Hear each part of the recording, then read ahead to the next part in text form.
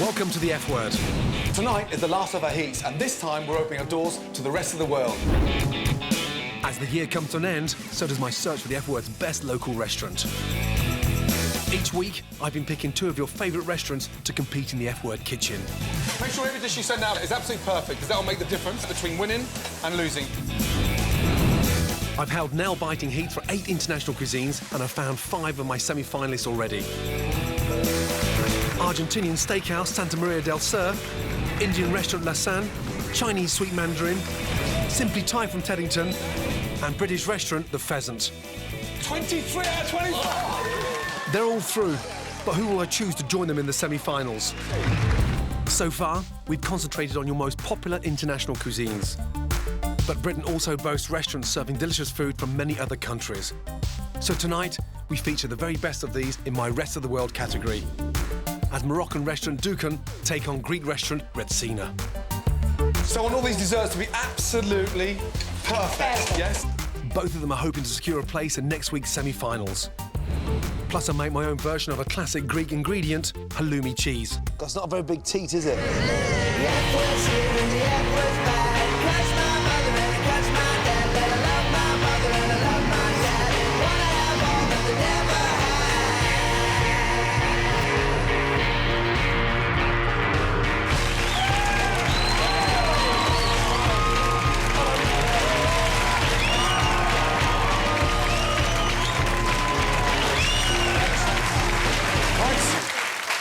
Good evening. Now, get here. How are you?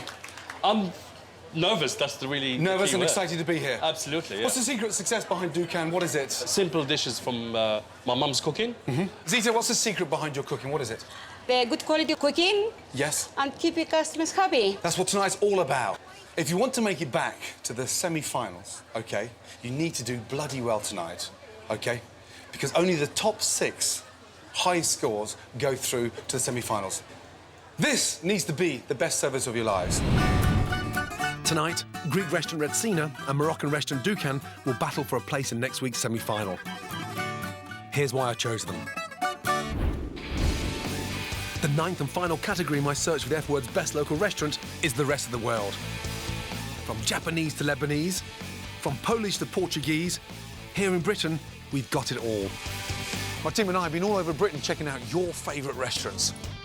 If I had this for lunch every day, my backside would be the size of a bus. After months of searching through an extraordinary array of international cuisines, we whittled down your nominations to 2 truly outstanding restaurants. Both serve food from the Mediterranean, and I couldn't wait to put them to the test. The first is Duan, in Wandsworth, South London. Duan serves classic Moroccan food, and the man behind it is hospitality manager turned owner Abdeslam Khalil. Been asked time and time again whether I could recommend a good Moroccan restaurant in London. I genuinely couldn't, and I opened my own. Duan opened a year ago, and it's a hit with the locals. Everything I've ever chosen off the menu has been just delicious. Khalil left Casablanca 20 years ago to study hotel management in London. But as his yearning to cook grew, he started to teach himself in his spare time. I am not a trained chef. I am self-taught. When I make dishes, I don't look at a book. I just think of the core ingredients and I keep on tweaking them until it reaches all those senses that are important for you to taste. Service. F Word viewers had nothing but praise for Khalil's food, so I decided to pay Duan a visit. Hello, sir. So come this way? Please come through. Excellent. Good to see you. Tell me the success behind the restaurant. Well, to be honest with you, it's just passion for Moroccan cuisine. I just cooked because my mother cooked beautifully. Right. I grew up in a household where having lunch was like the most important thing that happens. I'm glad that you're so passionate, the fact that it has to be authentic. Passionate guy, very passionate. And what a quaint little place, look. From the outside, it looks like a little cafe bar. Walk inside and there's a little mini oasis. Nice. To kick off my Moroccan feast, Khalil brings me a lamb's liver terrine. It's the way my mum used to make lamb's liver. Oh, lovely. And so the liver's been sautéed? That's right, they've been actually cooked twice, very gently. Thank you very much indeed. Yeah, the chopped lamb livers, delicious, I mean, authentic. Started with cumin, and he cooked them twice, very, very quickly, chopped them, and then quickly again. So, for a guy that's self-trained, he definitely knows how to cook. Next up is chicken breast stuffed with figs and almonds with spiced couscous. In terms of the couscous, do you steam that, or is it? Yeah, it's steamed. A lot of people ask me, you know, how do you get your couscous right? And it's really the simplest thing you can do. You don't leave it alone. No. You need to give it a little bit of love and attention. My God, that's lovely. Really good. Chicken stuffed with figs with an apricot sauce. Sounds very, very sweet, but he's managed to get the balance absolutely spot on. If we win the competition, it'll mean so much to me. It's like the underdog winning the race. Great lunch, yeah, really enjoyed it. It's been a tough decision. I could only put 2 restaurants through to cook in the F-word kitchen. And Duan is one of them. Congratulations. Oh, thank you very much. Absolutely brilliant. Really good. Thank you. And I'm very, very happy. Absolutely delicious. Thank You've kept that authenticity, and that's really important for a local eatery. Thank you very much. You actually filled my heart with joy. We went through. Thanks a lot. Cheers for going through. Yeah, nice. Well done. Okay. For a chef that's not even professionally trained, he's certainly been listening to his mother, that's for sure. I think my mother would be proud.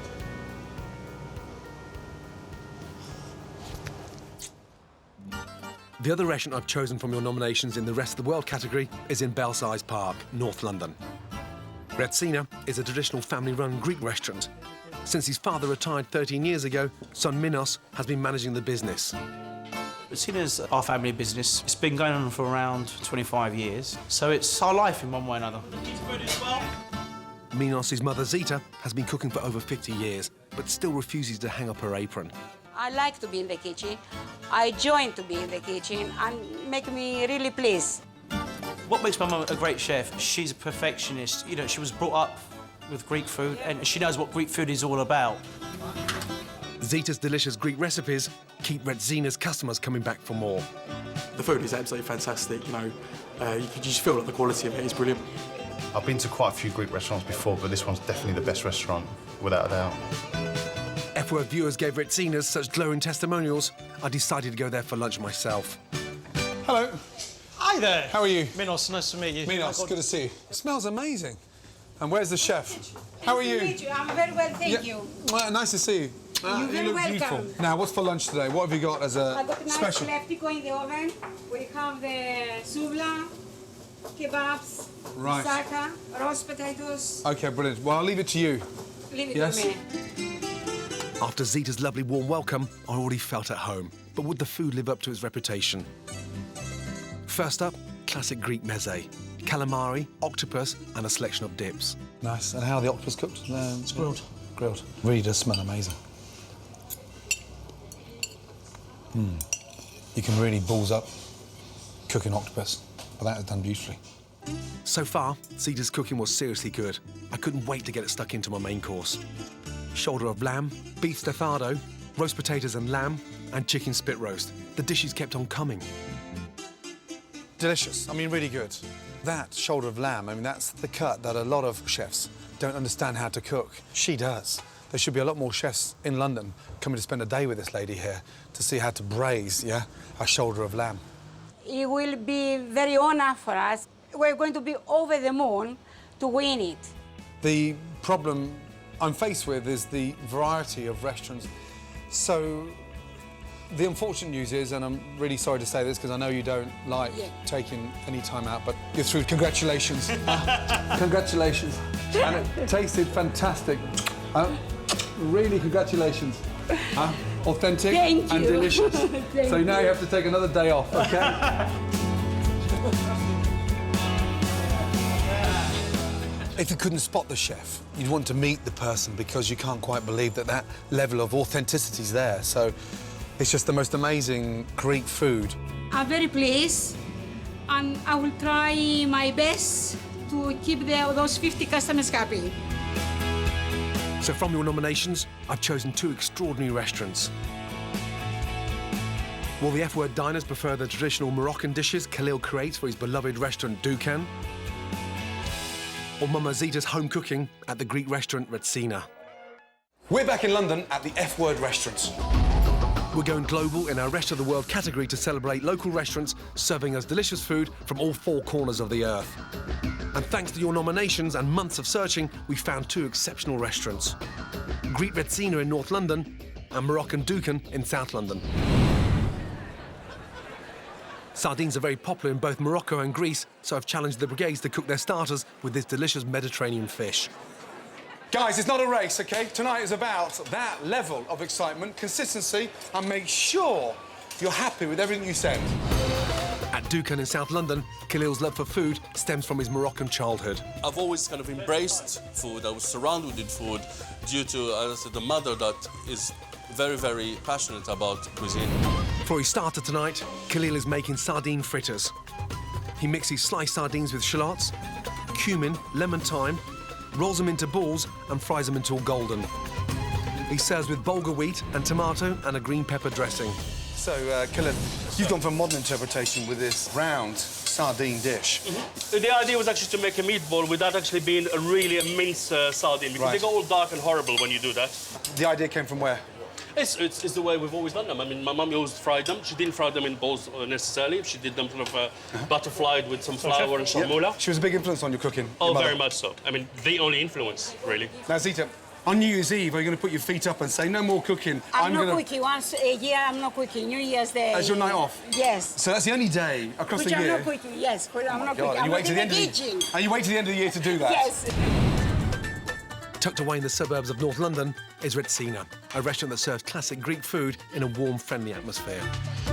I've been coming here for 20 years. It's got to say something for the restaurant and the people. Cena's food is all about simplicity. So tonight, they're cooking grilled sardines with Greek tomato sauce. They glaze their sardines in olive oil and sprinkle with oregano.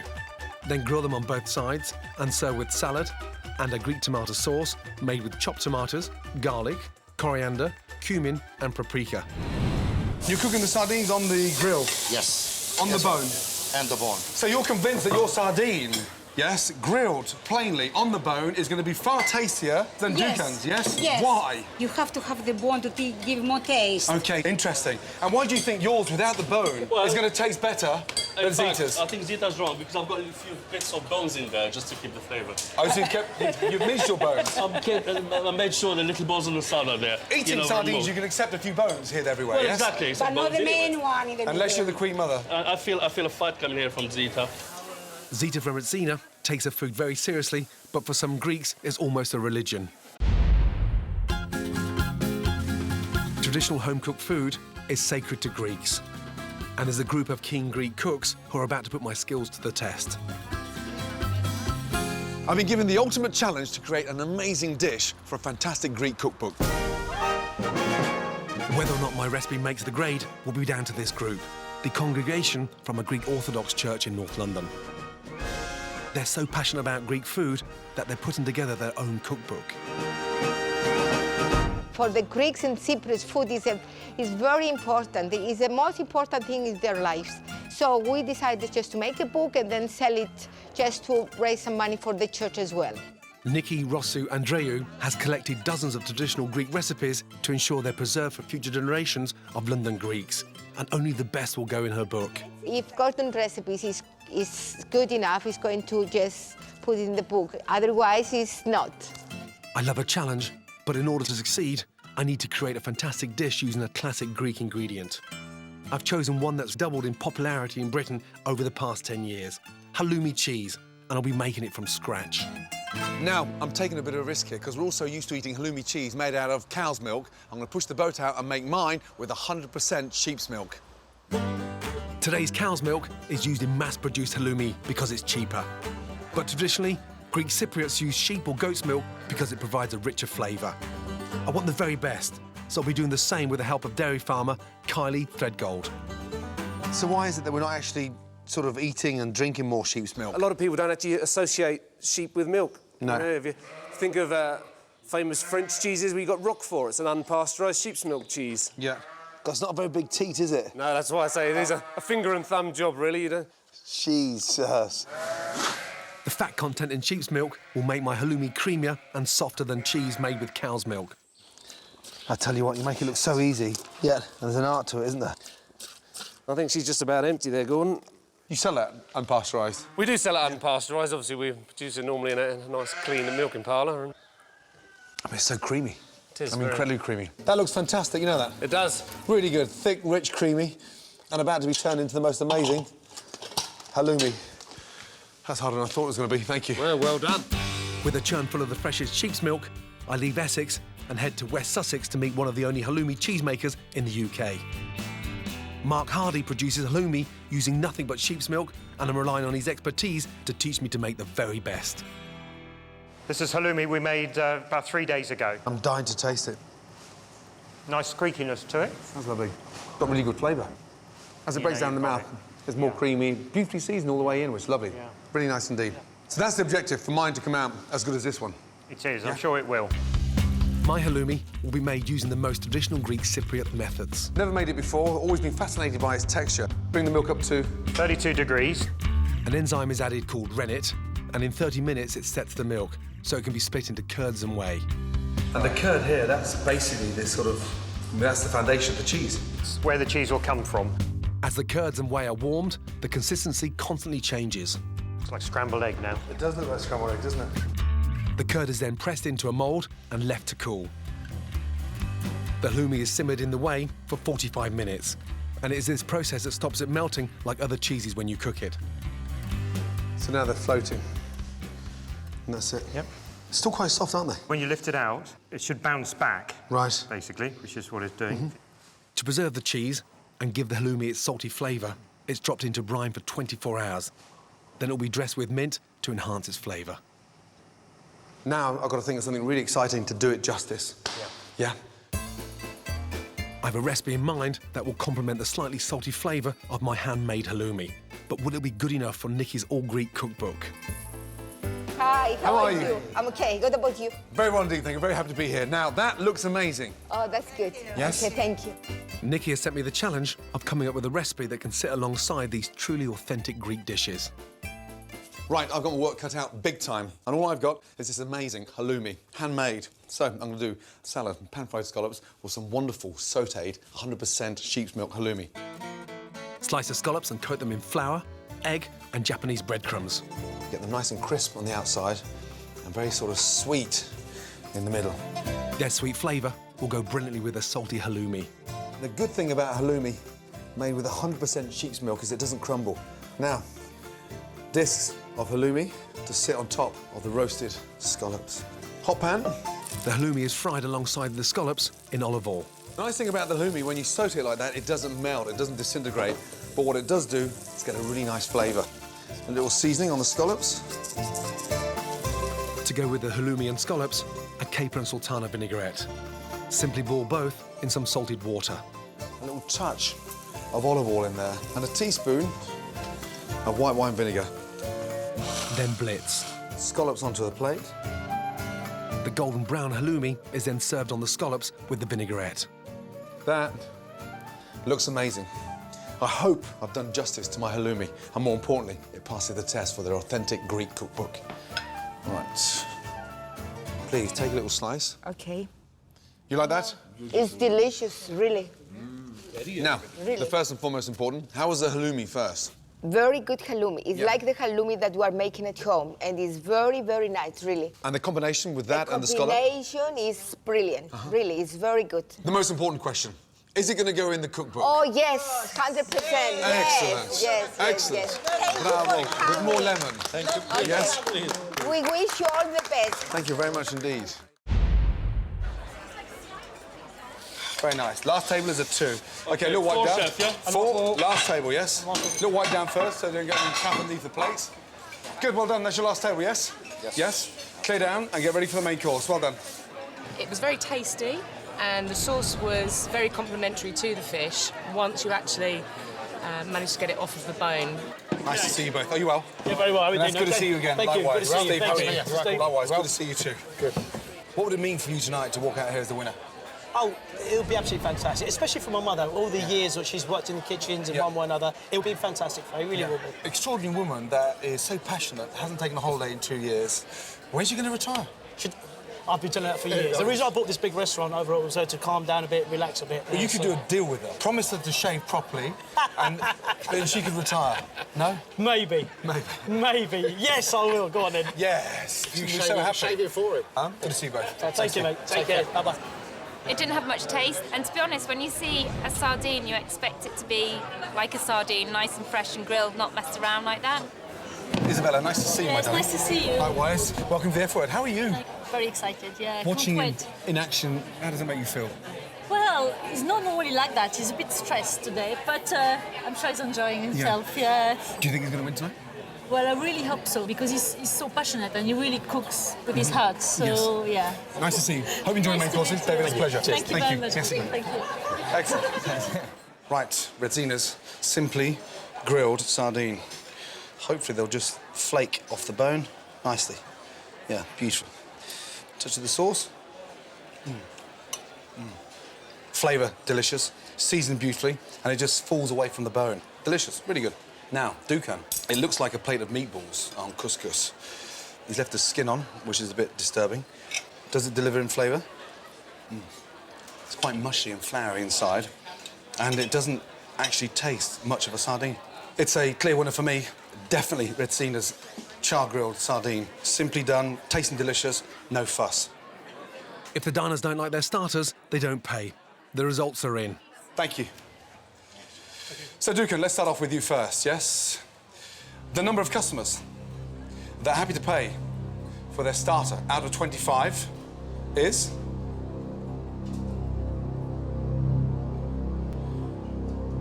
Congratulations. 21 out of 25. Great start.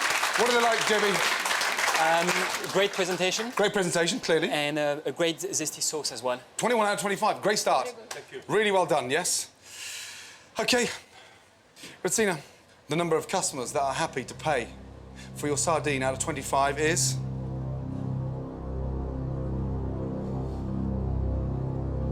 ...23 out of 25. Well done. That's incredible. That is a great start. Thank you to everybody. JB, what do they like? They thought that the fish had a great smoky flavour, and the sauce complement very well the fish as well. Thank you to everybody. Thank you.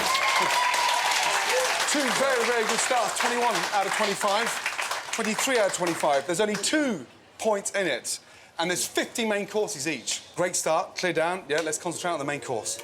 Well done. Now both restaurants are going to cook their main course. First up, Dukan. Dukan's signature dish tonight is king prawn and mussel tagine. I'll take a couple of peppers from there. Khalil starts by making sharmoula paste with chopped coriander, sliced garlic, salt, cumin, paprika and lemon juice. He adds finely chopped preserved lemons and mixes with olive oil to make a paste. He puts the sharmoula into a sizzling pan. 2 generous teaspoons there. And adds king prawns and harissa. It's beautiful smell. Really, really beautiful smell. He adds chopped roasted red peppers, mussels and covers. Really, mostly what I'm trying to get there is the flavour and the colour for the dish. Then adds sliced potatoes and simmers. He serves in a tagine pot and garnishes with grilled lemon and coriander. King prawn and mussel tagine, served. What's so special about this tagine? It's made with sharmoula, a very well-known Moroccan marinade. And how successful has this tagine with the prawns and mussels been in the restaurant? This is very successful, actually. Yeah. I mean, I've got people coming particularly just for this dish. So, Zita, where did you learn to cook? I learned from a very, very young age. I used like to be in the kitchen with my mother. At Greek restaurant Redzina, head chef Zita's menu is inspired by recipes she learned from her mother. Redzina's signature dish tonight is a Greek mixed grill. For the chicken kebabs, Zita cubes a chicken breast. She then coats the chicken with a marinade of oregano, Greek yogurt, pepper puree, crushed garlic, lemon juice and olive oil. I make it taste and moist, not to get dry, because always the breast of chicken, if you're not very careful, it's very dry. For the lamb kebabs, Zita marinades cubes of lamb in pepper puree, lemon juice and oregano. Next, she chops onion and tomato for the kebabs, then grills, and bastes with olive oil and lemon juice, oregano, salt and pepper. Then she grills the lamb cutlets. And finally, Zita grills the calves liver, then plates everything up with fresh tzatziki, tabbouleh, some rocket leaves and a wedge of lemon. Redzina's Greek mixed grill, served. Why do you think the diners will be excited about this? It's very juicy, very tasty, very nice. Now, your son said that if you win tonight, he's going to shave that stupid beard off. Have you got a sharp knife? Oh, my God.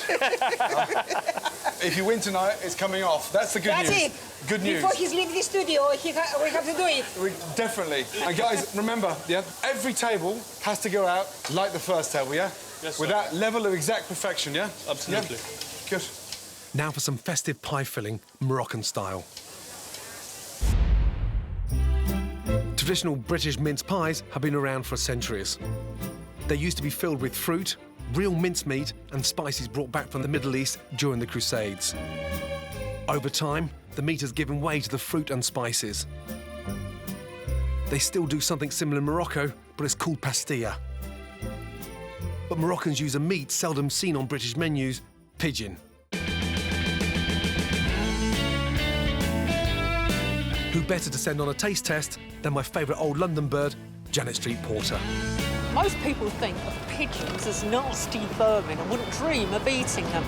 It's not surprising, is it? The scruffy feral pigeons we see in our cities hardly look appetising. I wouldn't even think about eating them. Pigeons are scroungers. OK, so flying rats don't exactly get you going. But wood pigeon, the feral pigeon's clean-living country cousin, might. In Morocco, they absolutely love it. Now, I love Moroccan food, and I think they've got exactly the right idea when it comes to making pigeons tasty. Wood pigeon is on the menu of one of the finest Moroccan restaurants in the UK, Momo, in central London. I'm here to meet executive chef Mohamed Ourad. Hi, Mohamed. I'm Janet. Wood pigeon is prized for its rich red meat, but you'll probably need to order it from your local butcher. OK, so they're not scummy. They're not flying rats. They're not flying rats. That's very good. They're not flying rats. That is a free-range wood pigeon. It looks absolutely delicious. Mohamed's going to be showing me a classic Moroccan dish that you can do at home, pastillas with a pigeon filling. Tell me what it is. It's a pie. It's a pie. It's a pie. With this very complicated phyllo pastry. Exactly. First, the filling. Mohamed fries finely diced onions in butter. How many of these do you make in a week? We make about 30 a day. 30 a day? Next, we take the breast meat off the bone and add the carcasses to the onions. Moroccan cuisine is all about spices, scents and colours, so we also add chopped coriander and sliced ginger. And 5 sticks of cinnamon in, bosh, bosh, bosh. And a pinch of saffron. Now leave it for 2 hours. at least. OK, great. The pigeon breasts are coated in olive oil, seasoned and seared in a separate pan. We remove the carcasses and cinnamon sticks and add sugar. It smells delicious. Sugar helps to create that mouth-watering Moroccan mix of sweet and savoury flavours that reminds me of Christmas. As the filling mixture reduces, we dice the pigeon breast. 2 beaten eggs are added to thicken and bind the filling mix. We add an extra sprinkle of cinnamon and the pigeon meat goes in. It's an unusual combination of smells. It's very, very unusual. The pastilla filling is now ready. Now final stage. Brush the edge of a sheet of phyllo pastry with egg white. Place the pigeon meat filling in the centre and top with roast almonds. Fold the pastry. So it's like a very sophisticated piece of origami. Wrap a second sheet around the pastilla and stick down with egg whites. All right, I'll have a go. Okay. I go in. Yeah, try to... No. No, don't worry, I'm on it. Okay. I think what I really like about Moroccan food is combining meat with sweet things. It's just fantastic. Look at that. We glaze the pastillas with butter and stick them in a hot oven for 5 minutes. Oh, they look fantastic. That's my one, and that's your one. Finally, we dust them with icing sugar and finish with cinnamon. Truly Moorish. It's delicious. It is, huh? It's the combination of sugar and meat together. Right, I'm going to take mine for Gordon. Right. It was nice having you. If Gordon likes it. Thank you.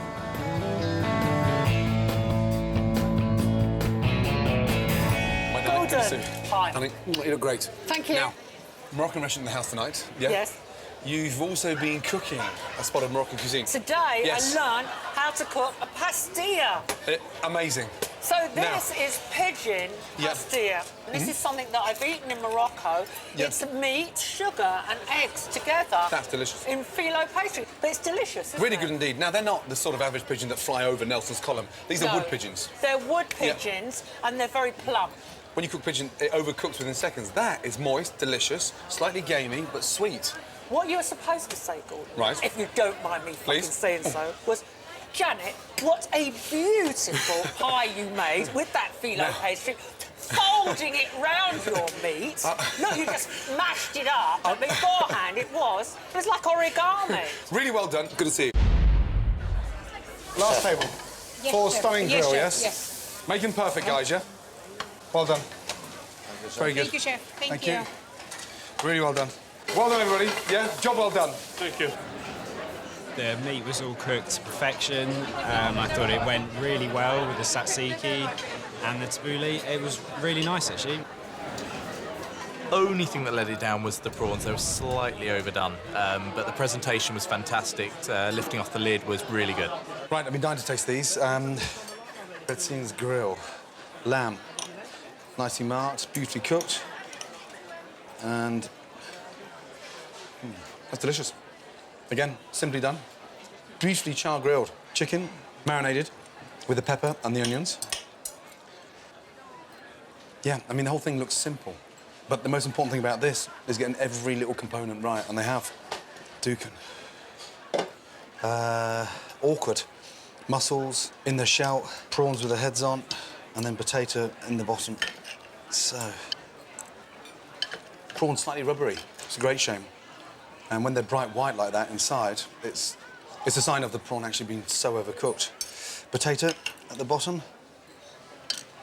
That's really weird, because potatoes rock hard. Overcooked prawn and a slightly undercooked potato. What a shame. I hope the diners didn't get what I got. So it was up to me, definitely the mixed grill. The votes have been counted and the results are in. Right, results of the main course. JB, please. Good luck to all four of you. Zita. So, the number of customers that are happy to pay for your mixed grill out of 50 is...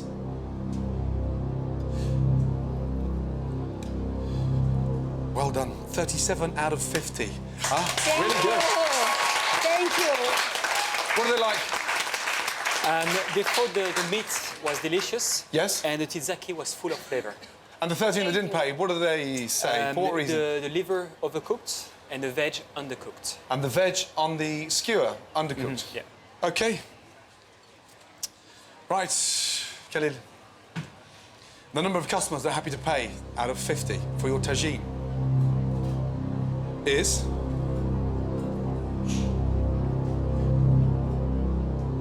...19 out of 50. What went wrong? The prawns overcooked, the potato undercooked. That's a kick in the balls. You can pull this back. Do not give up, OK? Thanks, Chef. Yeah. Welcome back. The diners are sitting in judgment on two brigades who are determined to make it through to next week's semi-finals. And if they make it all the way to the grand final, they'll be cooking with meat provided by Janet from her farm in Yorkshire. This series, I've asked Janet to provide the meat for the F-Word's best local restaurant competition final. Come out, you bloody lazy birds. Get off your arses. Along the way, she picked up a few prizes of her own. Both her Dexter cattle and her Mangalitsa pigs won rosettes at the prestigious Nidderdale show. Oh, my word. Janet, well done. Oh, fantastic. A sure sign of the quality we can expect in the F-Word kitchen. Janet's Dexter steers and Ixworth poultry have already gone for slaughter. But the three porkers have clearly got under her skin, and Janet's faced with the hardest farewell of all. Hi, guys. I've come to say goodbye. I'm afraid it's off to the slaughterhouse for you. I'm sorry, because you've been good fun and you've got great personalities. But you're going to make the most fantastic meat, I know that. Do you want one last game of football? Should we just have one last game? I'll be in goal. Come on, pass. Pass it. Come on, pass. They will make the most brilliant meat, I know that, and they've really fattened up well. They're really happy animals, so I don't feel that bad about them going to the slaughter. Yeah. Right. Very good. Janet takes the pigs on their final journey. Well, I'm sad the pigs are going to be slaughtered because of all the animals, they've got the biggest personalities and they've been a real pleasure to be around. On the other hand, they're never going to be pets. They were always being bred for food, and I think they've had a terrific life. Hello, Janet. Hi, Martin. Oh, terrible weather. Beautiful weather. Ugh. Slaughterman Martin McIntyre leads the pigs to a temporary pen. This brief respite allows the pigs to relax, and it's called lairage. Nice pigs. I don't want the last time they see me to be looking like this. The pigs will be slaughtered as humanely as possible, so before they're killed, they will be stunned. Electrical tongs pass 240 volts through the pig, knocking it out. They'll know and feel nothing. The pig's throat must be cut within 15 seconds of stunning to ensure an absolutely painless end. I mean, it's hard to watch. You sure they don't feel anything? Not a thing. The pig now dead, its carcass goes into a hot water tank to get rid of its extraordinary wiry hair. Feel that, Janet?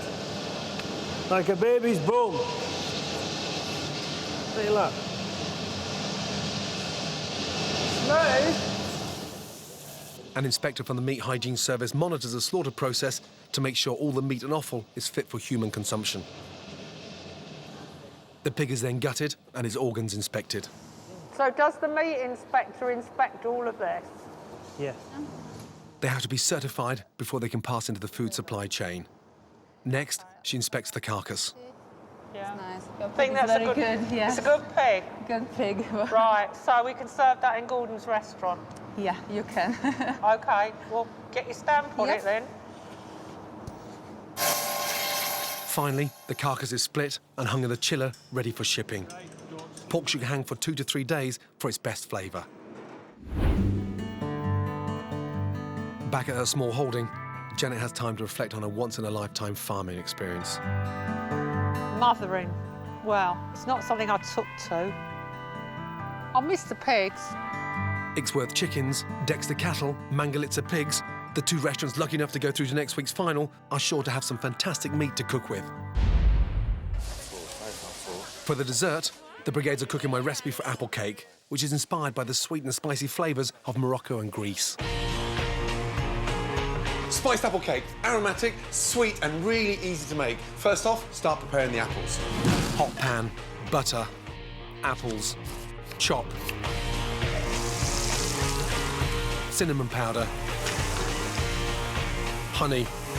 That starts to get the apples really nice and caramelised. Then add dates, orange zest, and spoon into baking dishes. For the sponge topping, sift 125 grams of plain flour, add a pinch of salt, caster sugar, baking powder, butter, and blitz. And what you're looking for is this really nice, soft breadcrumb texture. Then add orange zest and mix in beaten egg, milk and vanilla extract. Spoon onto the spiced apples, sprinkle with flaked almonds, and bake for around 18 minutes. Dust with icing sugar and finish with vanilla ice cream. Spiced apple cake, done. So I want all these desserts to be absolutely perfect. Yes, this is my recipe and there's no excuse on this one, yeah? Make you with a clean face. The secret's in the caramelisation of the apples. Yes. Add the dates, season with the cinnamon, glaze with the honey. Yes. Okay. Do you wish you were grilling the apples on the grill or are you happy to be doing this in a pan? Yeah? Let's go, guys. Ice cream's melting. Let's go. It should be melting in front of the customer. Wait. Yeah, not in front of us. Tonight, I'm going up against cold feet star Faye Ripley. If she loses the challenge tonight, she promises to eat this little baby here. A plate of cold feet. Yoo-hoo! I'm going to have to win, aren't You're I? definitely going to have to win, yes? Now, what are you cooking? Brownies. We're going to do my break your diet brownies. You're cooking brownies, yeah? So I'm going to make my favourite recipe, chocolate brownies. Confident? I'm aware of the fact that I don't have any Michelin stars. If I beat you, Yes. it would be the greatest achievement of my life. I'm going to include the birth of my 2 children. Is that wrong? Is it wrong? I feel very honoured to hear that. Now, is that slow motion whisk in there? What is that? My sugar and my eggs. Mhm. This is enough, Gordon. I don't need to show off with my equipment. This is very much back to basics over here. In a minute, when that's cooled down, I'm going to just combine that, just fold that in there. What are you doing? It's okay. In here, my bain-marie, I've got my butter and my chocolate melting nice and slowly. Yes, Okay. yes. And then eggs, vanilla, sugar in, and I'm going to go for some electricity. So excuse me while I have a quick whisk. Go on. Now, you were 30 when you got your big break on cold feet. It gripped the nation. Yes, I think it And quite really did. moving as well, quite emotional.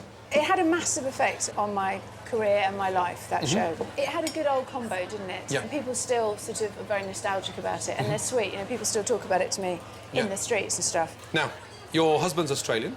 Yeah? He is. And he's a lot younger than you. Does that make you a cougar?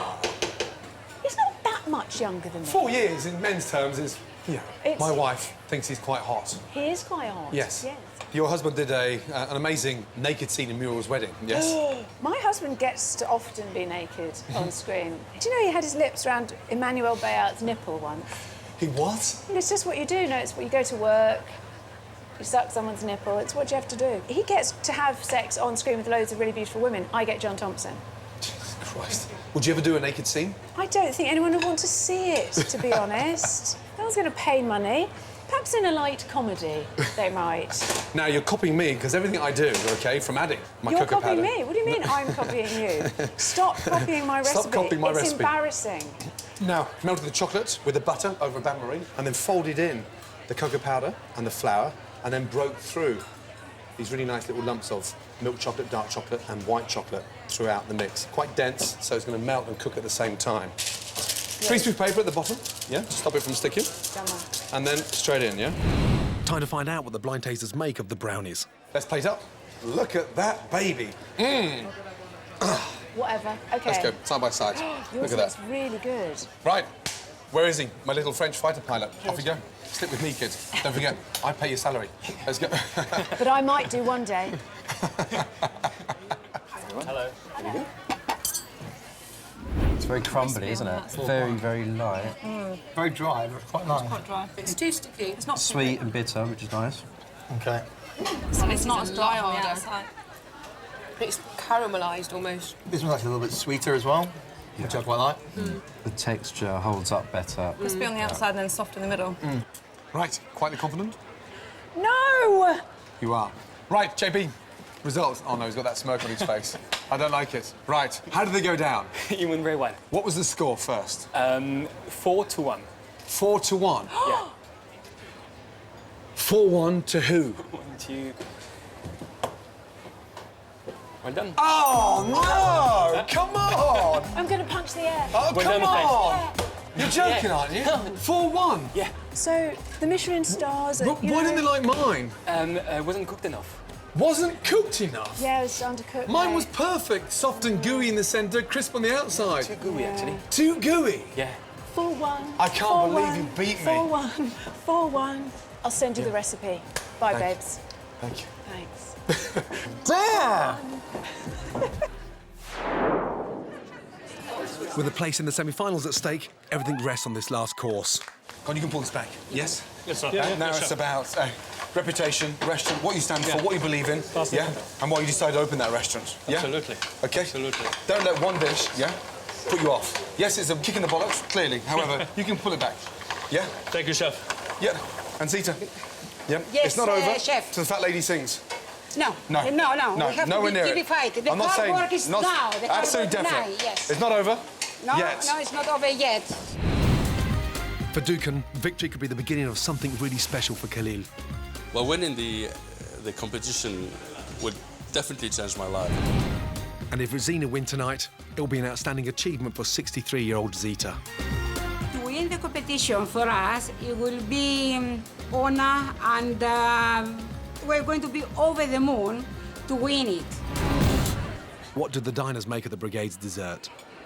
It was beautiful. Lots of cinnamon, perfect. Massive, enough to fill me for two. I thought it was a good seasonal dessert, nicely spiced, lots of cinnamon, really good, nicely flavoured dessert. Right, dessert. Cena's. The secret behind this dessert is in the cooking of the apples to begin with. That's delicious. Not overcooked, not undercooked, and just really nice and moist. It doesn't stick to the roof of your mouth. Beautifully done. Dukan. Nice. Lovely colour on the apples. Nice and fragrant with the orange running through, and a really nice, generous caramelisation on the apples with the honey. Delicious. Between the two of them, it's a tough call because they both taste delicious. It is my recipe. However, I think the slight edge goes to Dukan because they've got that real nice flavour in the apples. With the last semi-final place up for grabs, the fate of the brigades is in the hands of the diners. Right, JB, results, please. Dukan, going to start with you. Now, the number of customers that are happy to pay for your dessert out of 25 is...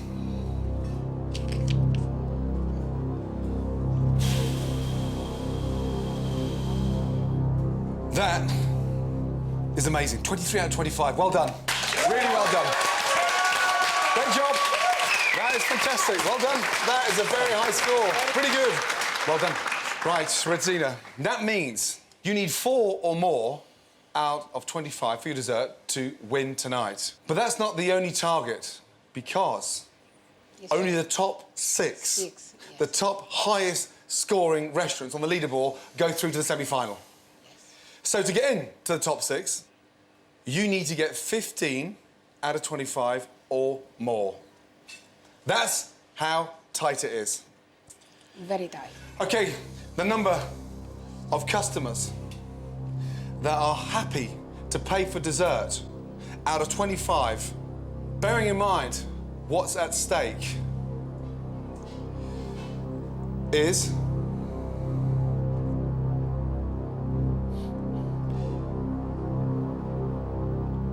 17 out of 25. Well done! Yes! That is amazing! Congratulations! Brilliant. Absolutely brilliant. Every point you earned. Well done. What an amazing night. Yeah, really, seriously, well done. I'm going to put it right in the front of the restaurant so everybody is coming and they will see how proud I am. So Redzina clinched the final spot in the semi-finals. They'll be joining my best Indian, Chinese, Thai, Argentinian and British restaurants.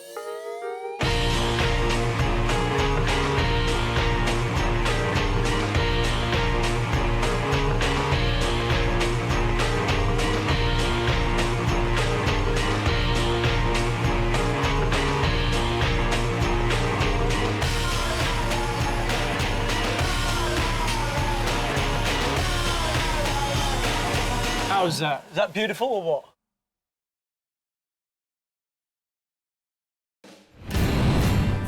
Welcome to the final week of my competition to find the F-Word's best local restaurant.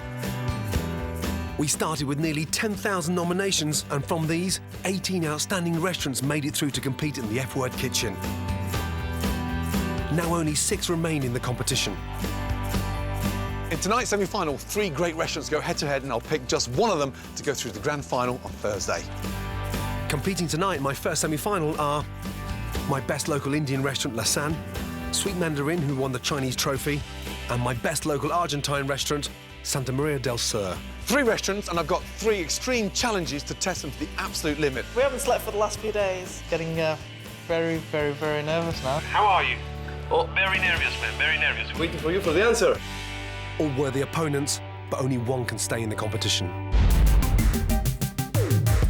To see who deserves to go through to the final, I've devised 3 daunting tests. I've only got an hour to eat. Is that going to be OK? First up, my team of secret diners film undercover for me, after which I eliminate one of the restaurants. The F-Word secret diners were somewhat let down. Then the competition heats up in the second test as I hit the restaurants with 30 demanding F-Word diners. 2/3 of the dish hasn't been eaten. Christ almighty, come on.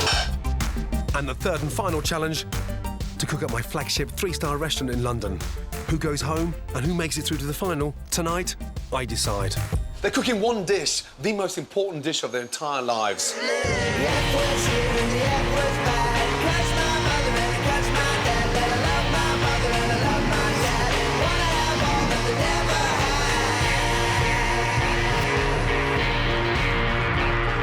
Tonight, I'm taking the F word on the road because it's the last week of my competition to find the F word's best local restaurant.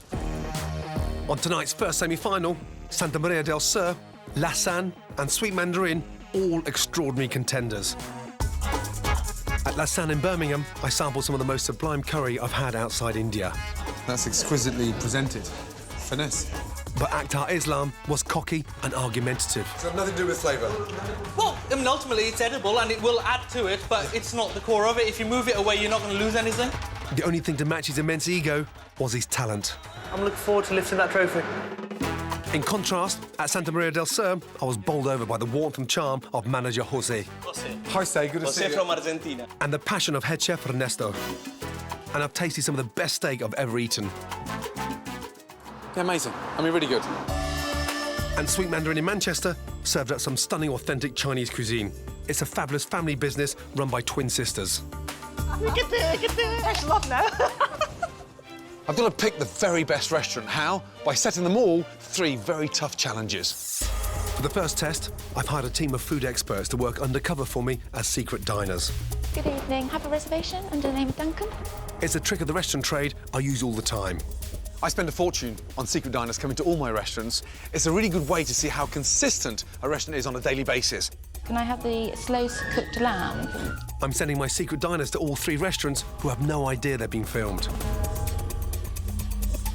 I have to find out how the restaurants perform when they're not in the spotlight and their guard is down.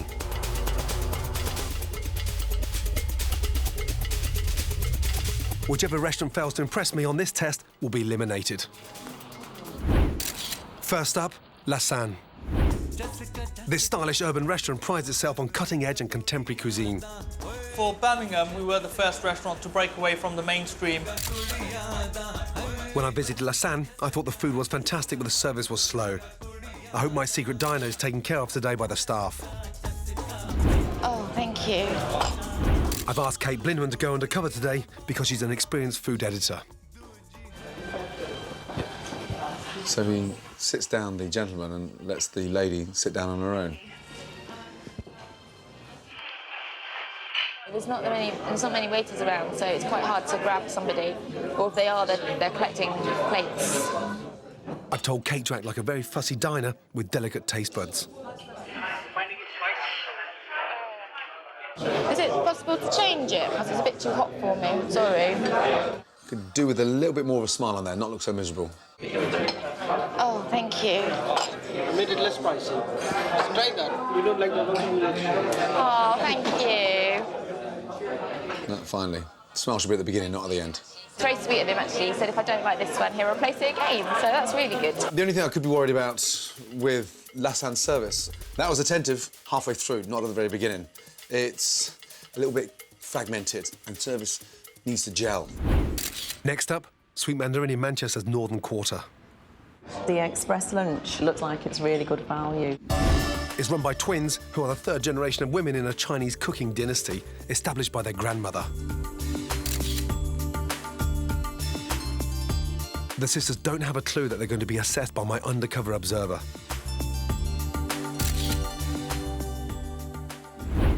I've hired Cheryl Farmer because she's got nearly 20 years' experience in the food industry, and I've instructed her to order off the menu to see if the chef is willing to be flexible. Do you do a squid that hasn't got a batter? Yeah, we can do it without batter. Without the batter? Salt, pepper, squid with no batter. Is that possible? That's fine, yeah. OK, lovely, thank you.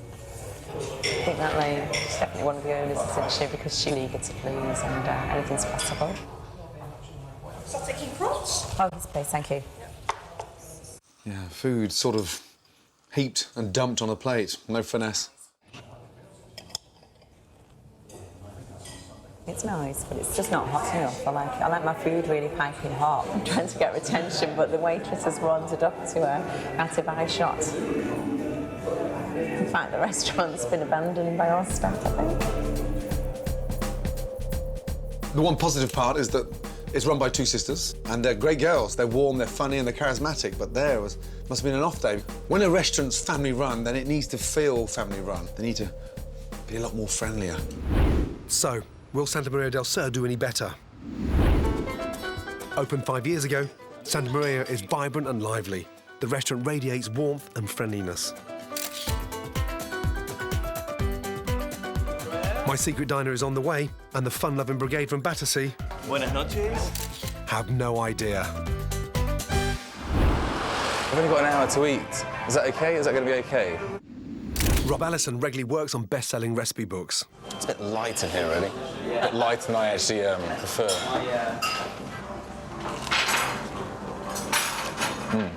I'd say that the filling could do with a bit of seasoning, but pastry is spot on, though.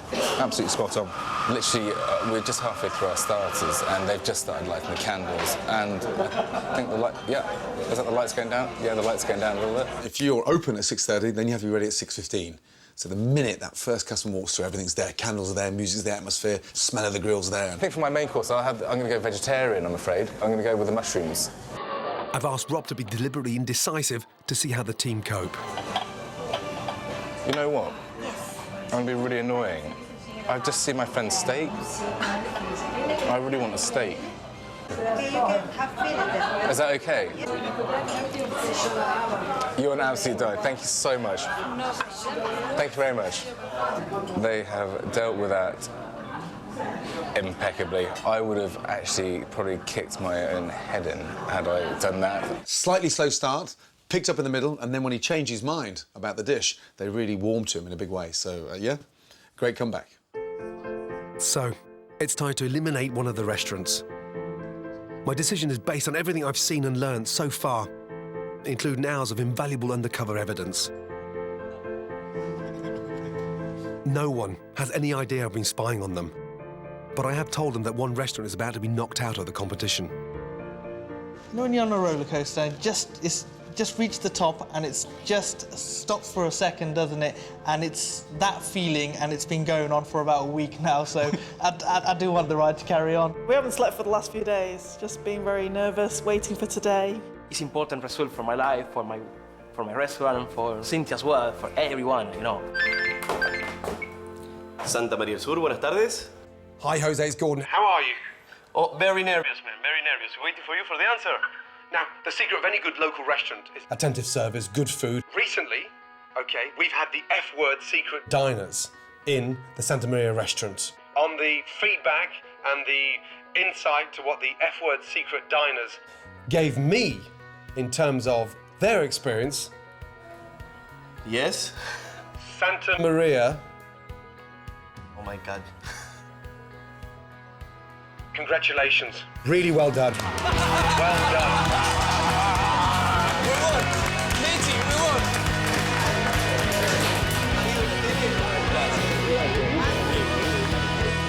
It's great. Something amazing for me. My boss, Cynthia, my little one. Everyone is happy today. I think it's one of the most important moments for my life. Santa Maria have done amazingly well, and now they have a chance to win a place in the final. Oh my gosh. Gracias. Welcome back. It's the semi-final of my best local restaurant competition, and 3 teams are fighting for a place in the final. Only one will go through. So far in tonight's first semi-final, my best local Indian, Chinese and Argentinian restaurants have been put to the test. Good evening. Have a reservation? I sent in a team of secret diners to investigate the contenders. There's not many waiters around, so it's quite hard to grab somebody. And Santa Maria passed with flying colours. They're still in the running. Congratulations. Really well done. But now, I have to eliminate one of the remaining 2 restaurants. Who will be going out of the competition? Lasan or Sweet Mandarin? Every call, I think everyone's just going to be looking at the phone. Today is very important for us. It really is the make or break. Good afternoon, Lassan. Jabba speaking. How may I help you? Hello, it's Mandarin. We've had secret diners in the dining room at Lasan. I've had the F-word secret diners eating a Sweet Mandarin recently. I've learned a hell of a lot, and I've seen some fascinating things. The feedback's been extraordinary. The value of the set lunch menu is amazing. Whilst I like your confidence, there's a cockiness that has to be contained. So, the name of the game is consistency, and that has to be so apparent across the board.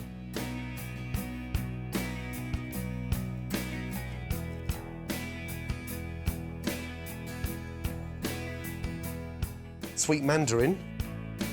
I'm really sorry. The F-word secret diners were somewhat let down. The food wasn't up to scratch. There was also complaints in terms of service being uninterested. So I'm really sorry. Thank you, ladies. Of course we're disappointed because we've gone so far into the competition. You win and lose in life, don't you? We are a winner because we have won the best Chinese restaurant. Do you know what I mean? Lasan, really good. fantastic work, great feedback from the secret diners, incredibly happy, very consistent. Congratulations, well done. Well done. I absolutely lost for words because I've never experienced anything like this. It's just absolutely amazing. I mean, the feeling is definitely there. And I mean, obviously, with reference to my cocky nature, it's just the way it is. So I've chosen Santa Maria from South London to fight it out with Lassan from Birmingham. To be worthy of a place in the final, they have to survive 2 more challenges.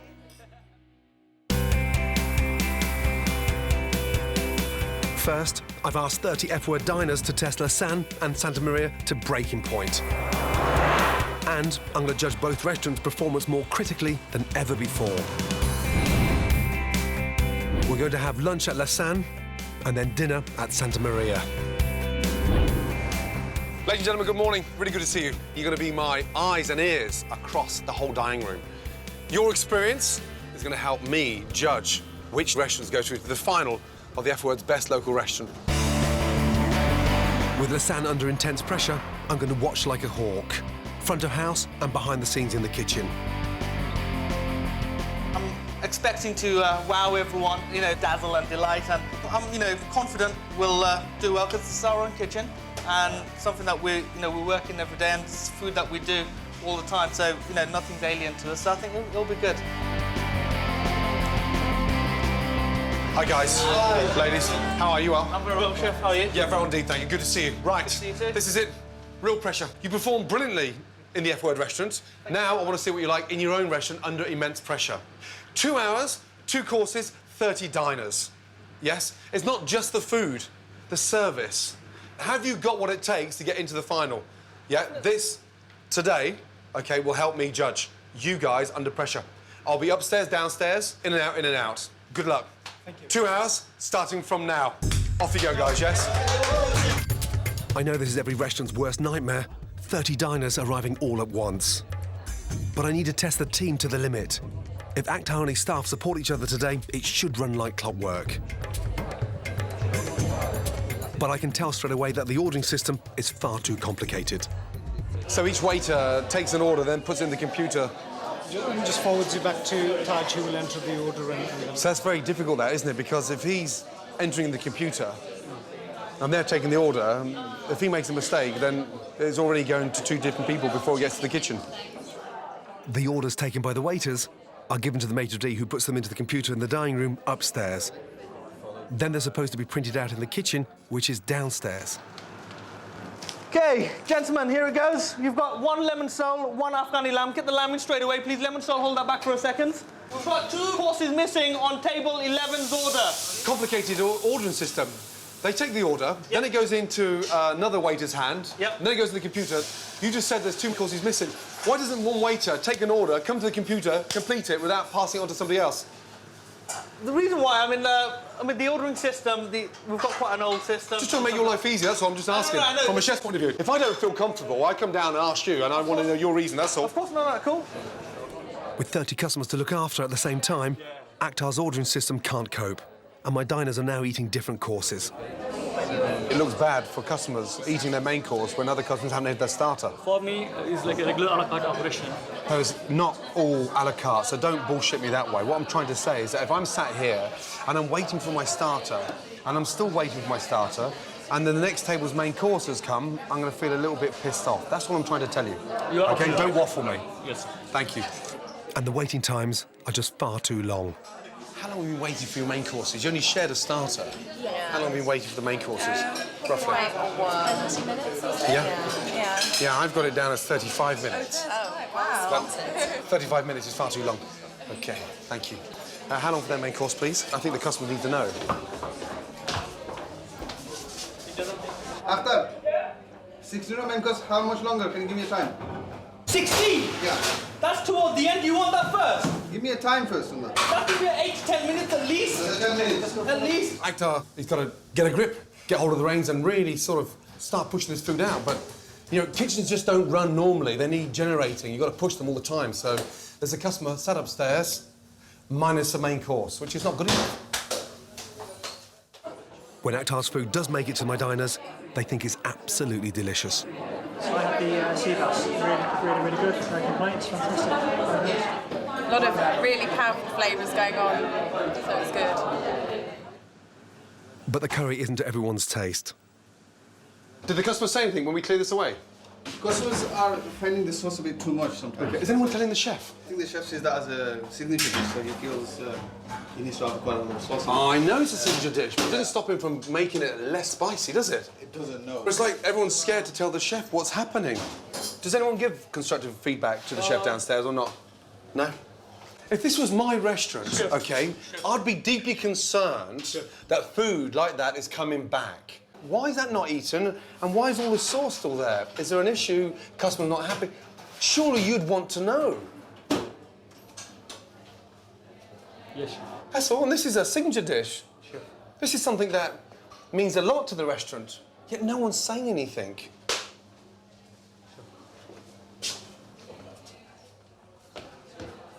If the waiters can't give Akhtar honest feedback on his dishes, that's a serious problem. Akhtar, it's Gordon. Sorry, chef. Have a quick taste of the Mugmani sauce. They're saying it's a little bit too spicy.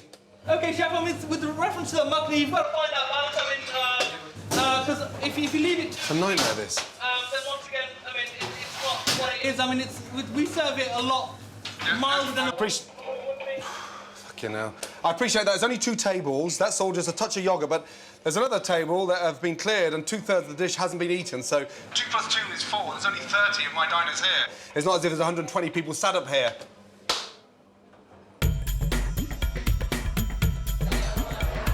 The food in the restaurant was excellent, so on that basis, I think I'd definitely come back and give it another try. So, my 30 diners definitely enjoyed their lunch, but there is room for improvement. Right. Well done. I tasted every dish. I thought the food was outstanding. How'd you find the makni, chef? I thought the food was outstanding. Absolutely delicious. You gonna forget Doesn't about need... the masala? Can I finish? Sorry. Sorry. However, when customers don't finish 2/3 of their plate, I think you should see what's going on. I don't think food should just be washed down to the bin and plates stuck in the dishwasher. I think that should come back down to the kitchen because that gives you feedback. We started off good in the kitchen, but upstairs was somewhat, at many stages, embarrassing. The service was erratic, orders been taken, main course had been missed off. I'm looking for a restaurant to win the F Word's best local restaurant on an overall experience. I thought the food was delicious. I thought the service was mediocre.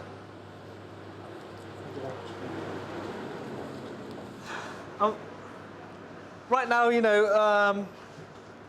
obviously a bit disappointed that we didn't delight Chef Ramsay on all points of the dining experience. Could have been better, but the fact is we've made it so far, and he did say he's got something up his sleeve for the next challenge, so I'm looking forward to that now.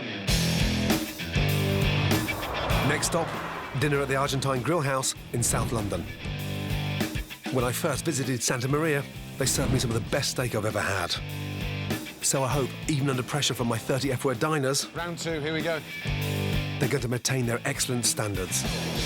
And yes, really nervous tonight. Diners are coming really soon. I'm always trying to relax him because he's nervous. Hola. Hi. How are you? You all right? Fine, thank you. This is going to be a big test on them tonight. 30 diners arriving all at the same time. Will they manage on the grill? Will they manage on the service? Will it be fast, slow? I want to see what they're like with me watching them in their own environment. Good to see you guys. Yeah, and first of all, congratulations. Really well done. Now is where it really is going to be immense pressure.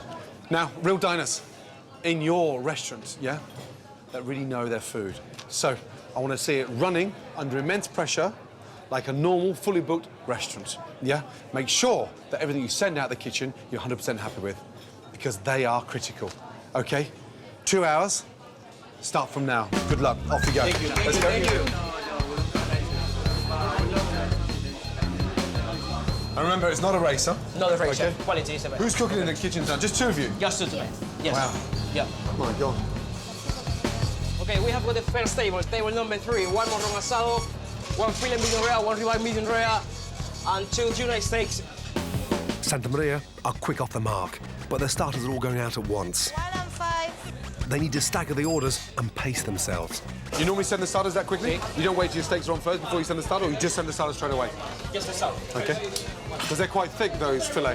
Yes. Huh? Yes. Aren't they? Quite thick. Yes. They've only been here literally 50 minutes. First order taken within 5 minutes. Already the food's coming out. Good start, very good start. My big worry, if Ernesto gets 30 different steaks on that grill going away at all the same time, different temperatures, rare, medium, medium well, that's going to be a big test for him in about 45 minutes' time. I hope he doesn't crack. So far, my diners are having a lovely time. Just from sort of the first moment we've walked in, really, really friendly staff. The waiters came over, introduced themselves, they've chatted to us, they've, had a bit of a laugh with us. But having served the starters simultaneously, Ernesto's now under pressure to have 30 main courses ready at exactly the same time as well. Table number 1, Ernesto. Table number 1, after table number 5, please. Tuna's ready on that table there? Yes. Surely the main course you serve at the same time. They're not eating, that's all. They're leaving it to go cold. Sorry for the slightly delay, guys. It's coming the steak right now. No problem. Hopefully we will make it up with the steak. Okay, no problem. So it's not... Oh, here they come now. It's coming there. Yeah, fine. OK, good. The only thing is when you have all the people asking at the same time. Oh, I know. No. That's what I said. You must be. You must know. Don't send the starters so quickly. So exactly. There's not such a long gap between the main course and the starter. Yeah, thank you. That's a good point to speak afterwards. Let me speak with the guys. There's an atmosphere that's high and is electric, which is great. Sounds brilliant. But they just shouldn't rush food out there. Take their time, pace yourself a little bit more. The starter came very quickly, within a few moments. Following that, after 5-10 minutes, the main course. It's all very, very fast. It's as if they want to turn the tables for another 30 people. That's really good. That literally melts, doesn't it? Yeah, that is awesome. We've all been here just over an hour, and already the last orders have been cooked. It's the last one. Yes, it's the last one. Medium rare, medium rare. Tan taran taran, tararara, tan taran taran, super cubano. The team have worked so well together that they've finished with 40 minutes left on the clock.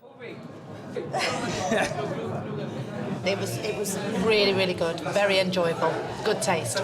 It was perfect and absolutely melted in your mouth. It's probably the best steak I've ever tasted, actually. I had fillet steak as my main course, which was absolutely superb. I can't fault it at all. OK. Right.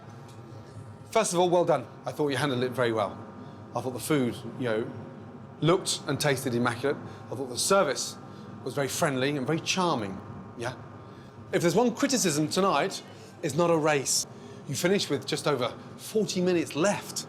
There's only 30 customers in there, not 130 customers, and every table, yeah, is a value table. They're here for an experience, the overall package. Don't rush. Well done. Thank you very much. Job well done. Gracias. Good night. Thank you. Thank you.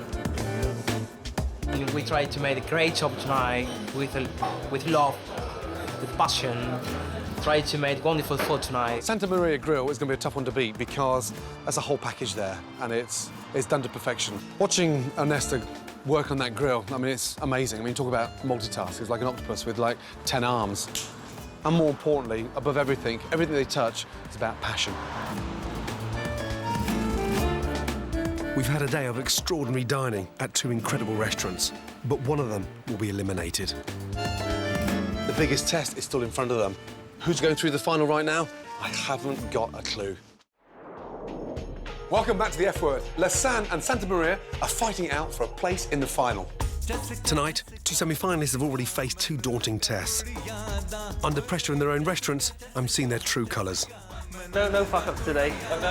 Go. At Lassan, 29-year-old Akhtar has proved fearless in the kitchen. 1 lemon sole, 1 Afghani lamb. Get the lamb in straight away, please. Lemon sole, hold that back for a second. He pushes culinary boundaries, and Lassan's original distinctive menu reflects his passion for innovation. I thought the food was outstanding.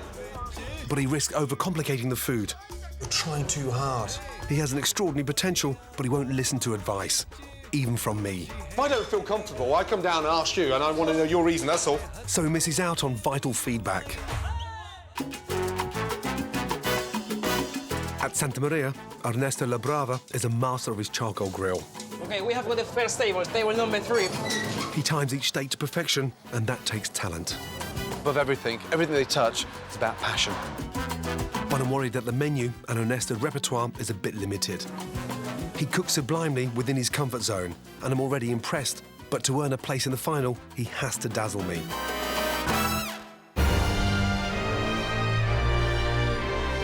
Now, both restaurants face the ultimate challenge. Here, at my own flagship restaurant, Royal Hospital Road in London. Akhtar and Ernesto must create and serve exquisite cuisine worthy of a place on the menu at my 3 Michelin star restaurant. They're cooking one dish, the most important dish of their entire lives.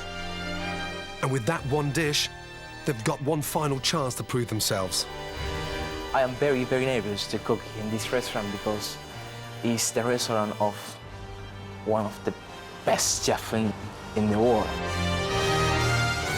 Cooking at Chef Ramsay's restaurant, 3 Michelin star, is something that I've always aspired to. You know, never mind 3, 1 would do for me, and I'm cooking in the 3 Michelin star kitchen today.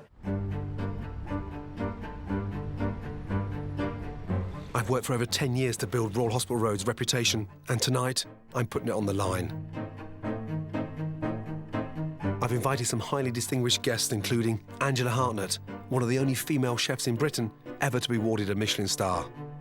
It's a huge challenge for these guys to be cooking in this 3-star restaurant, and then they've got Gordon bearing down on them, so they're probably having a nervous breakdown as we speak. But, you know, hey-ho, we're looking forward to some food, hopefully. Let's see if we get some. But, yeah, I wouldn't wish it on anyone. Welcome to Royal Hospital Road. Good to see you guys. This is it. On the back of today's performance, one of you will be going through to the final. First time in 10 years I've ever handed my restaurant over to any chef. This is my baby. 3 Michelin stars. Everything I've ever worked for in 25 years is inside this restaurant. It's got to be absolutely perfect. This is the climax. One of you is going through to the final. Good luck.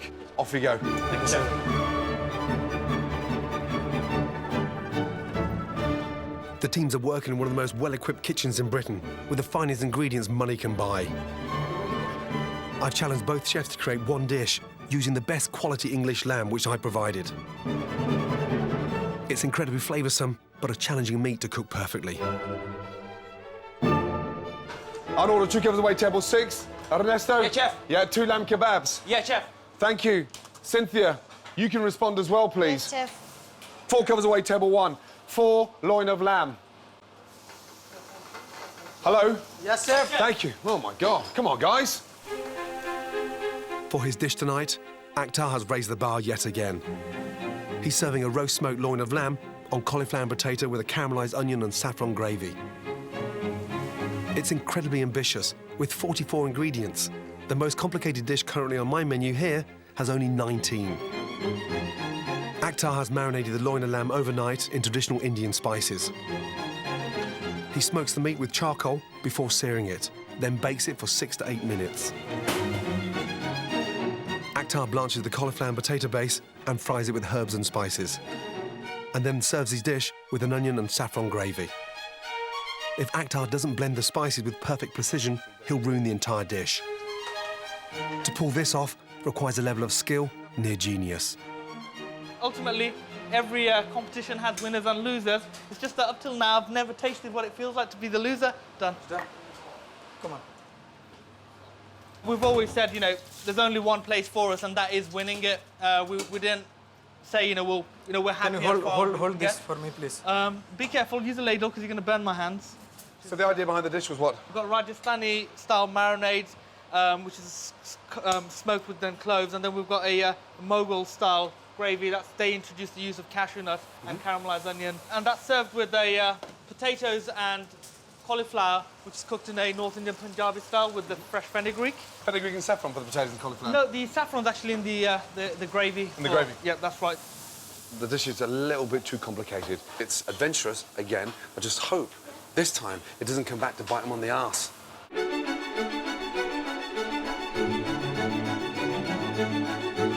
Very nice, that looks lovely. Go, please, let's go.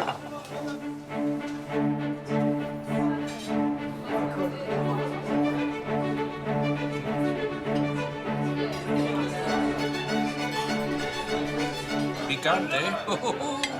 It's very spicy. It's spicy. This is nice, it's tasty.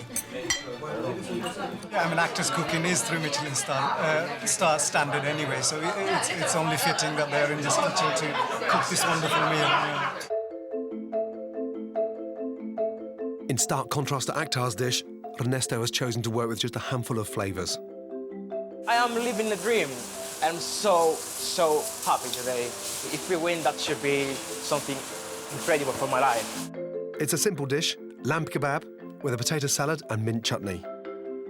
Ernesto marinades his cube loin of lamb in smoked paprika, cumin, coriander and garlic. And then he threads it onto fresh sticks of rosemary with red pepper and onion. He mixes purple and baby new potatoes with a dressing of olive oil, lemon juice and creme fraiche, and adds sliced radishes and herbs. The chutney is a simple mix of ginger, chilli and mint. Ernesto griddles his kebab until it's charred on the outside. This is definitely the first time a kebab has been served at Royal Hospital Road. It's something I'd expect to see on the menu at Santa Maria, but today I'm looking for a dish worthy of a 3 Michelin star restaurant. OK, talk me through the dish, because it sounds a bit plain Jane, doesn't it, in terms of boring? Yes. Kebab, but it's not just an average kebab, it's a special kebab. A special kebab with the rosemary stick, something natural. What does the rosemary do inside that lamb? Rosemary is amazing. I think rosemary lamb is the best combination flavors. So you've got mint in the marinade and rosemary running through the lamb? Yes. So you think the simplicity... The simplicity is the best point. Yeah, and the grill will beat the overcomplicated... Yes, overcomplicated. We need to find things easy to make. Right. Yes, put, boom, plate ready, out, next table. And I think that is... keep dancing, Today's about raising the bar and taking a dish to a different level to make it absolutely exceptional. Has he got the aspirations to go higher, or is he going to just stay in that mainstream grill? Good. That looks very simple, but it looks incredibly delicious. Simple, yeah? Go, please. Table 5. Let's go. Thank you. Well done. Now 4 more away. Gracias, thank you.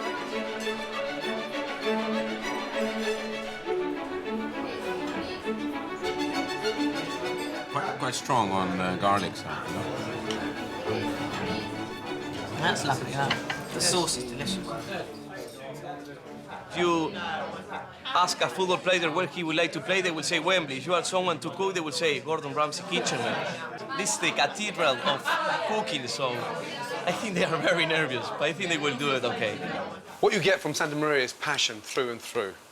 There's no egos. Do you know, it's about them as a team, not about one individual. And I think more than anything, this guy cooks from the heart. Santa Maria has all connected, bonded, and it shows. And yet these two here, there's no teamwork, there's no support there. You donkey, I told you to put on fresh 2 on that was overcooked. No, that was...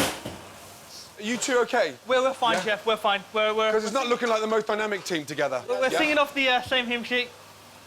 You know, it's like they couldn't be any further apart. That's how mistakes come in.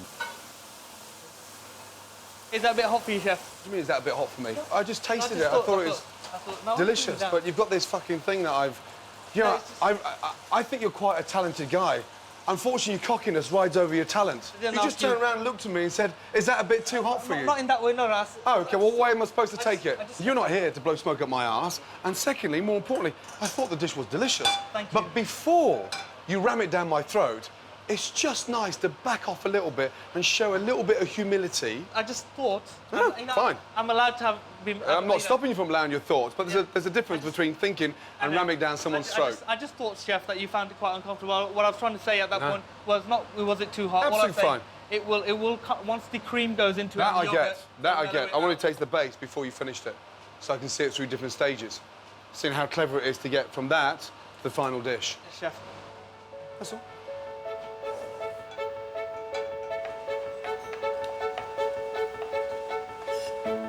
Let the food do the talking. Pipe down a little bit and put that big mouth, big boy attitude into your food. That will get you through to the final. How long for the last two, please? We're plating up now, Chef. OK, great. Well done. Good. So service is over, and it's time to discover the truth of my distinguished guests. In terms of the curry dish today, cooked by Lassan, how was that for you? I find extraordinary dish, which is produced. And the taste and texture, saffron sauce, beautifully bland, superb dish, well presented, well garnished, and I loved it. With this dish, I think actor's done it. He is in the final for definite, in my view, at least. Talk to me about the lamb kebab. How was that? It was perfect. Particularly the sauce. Yes. You know, in terms of the lamb kebab and the lamb curry, which one do you prefer? The lamb kebab. The lamb kebab. Yeah. Fascinating, sir. Yeah, lamb kebab or lamb curry? Lamb kebab. Lamb kebab. Absolutely. I think they've really done it. I think this plate is the winning plate. We happy with that? Very happy, Chef. Yeah? Good. Time was great. Food tasted great. What was more impressive than anything is how the teamwork shone. Well done. Thank you, Chef. Thank you. I am 100% happy in this great place. This amazing restaurant is a dream. I am very, very happy. Everything was amazing. Very, very good. How was that for you? It wasn't... I wouldn't say it was the best service of my life. Were you happy with the dish? Yes, I was totally happy. What's going on with the teamwork? What happened there? The teamwork's there. I mean, the way we communicate, because obviously there is the issue with the language barrier, so on and so forth. So it's quite simply just blunt instructions. Can you follow this, follow that? I want you to do so well. I know that, Chef. I know you've put so much into this, and you know, throughout the whole process, you've been so supportive, and you know, everything you've said, I have taken on board. Right. Well done.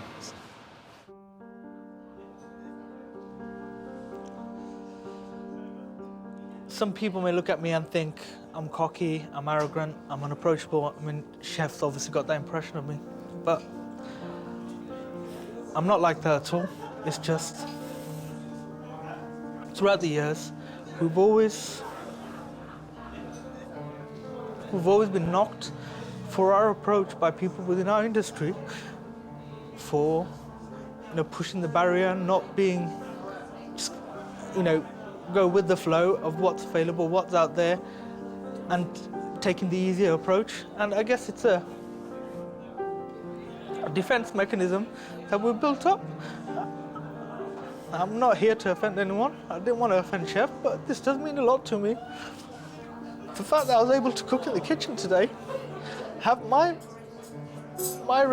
menu item on Chef's menu card, you know, that has overwhelmed me. And you know, I'm not a very emotional person, but as you can see, you know, this has been very tough for me today, and I didn't want it to end up this way.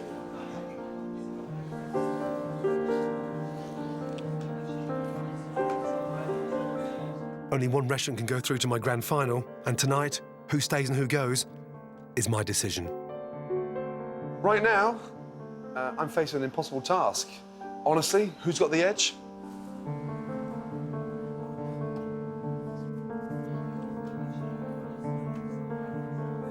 I don't know right now.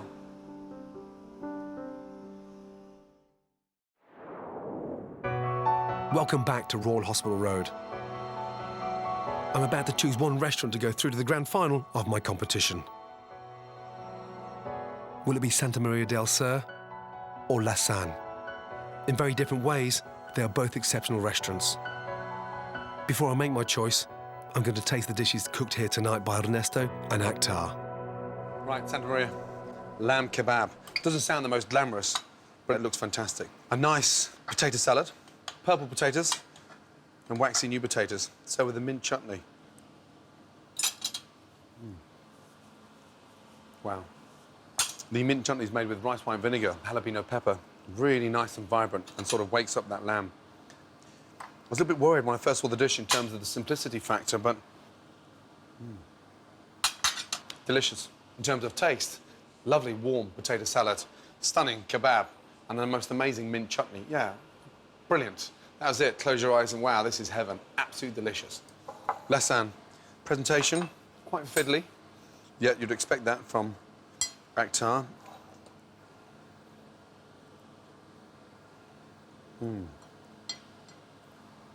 Wow, absolutely phenomenal. Anyone can cook lamb like that, but not anyone can make a gravy as delicious as that. You taste it, and it blows your mind away. I mean, it's just phenomenal. I mean, absolutely delicious. Talented, talented cook, without a shadow of doubt. Unfortunately, the biggest problem is himself. And I'm faced with a tough, tough choice. Lassan, they hit the heights, but boy, do they come down, crashing big time.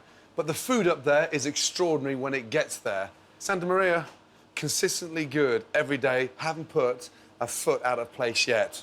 This is a very tough call. So, it's the moment of truth. Two outstanding restaurants, but only one can win a place in the grand final.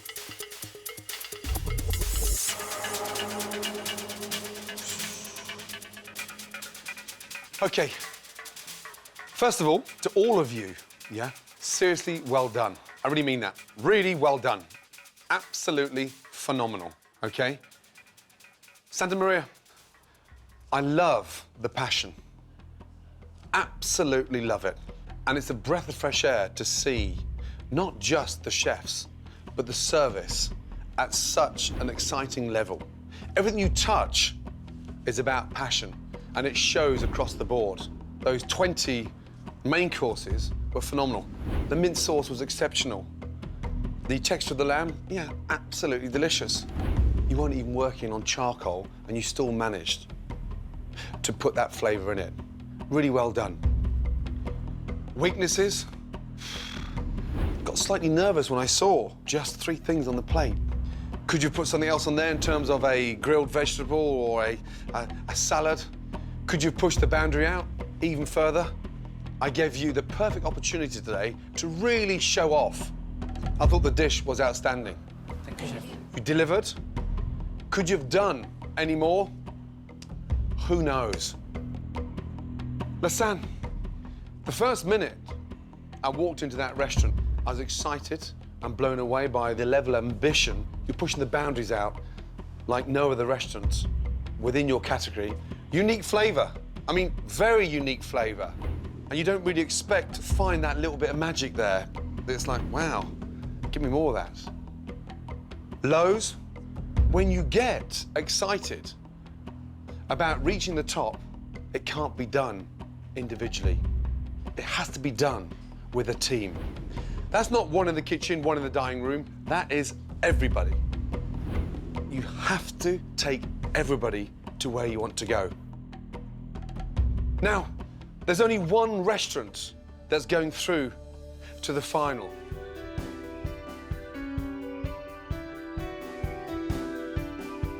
This has been the toughest decision so far, let me tell you that. And I really mean that. The restaurant that's going through to the final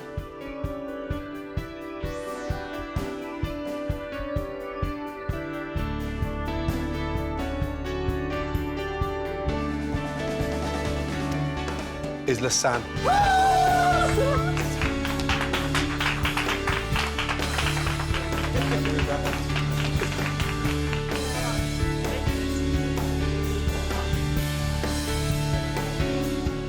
Now, let the food do the talking, OK? That dish was unique.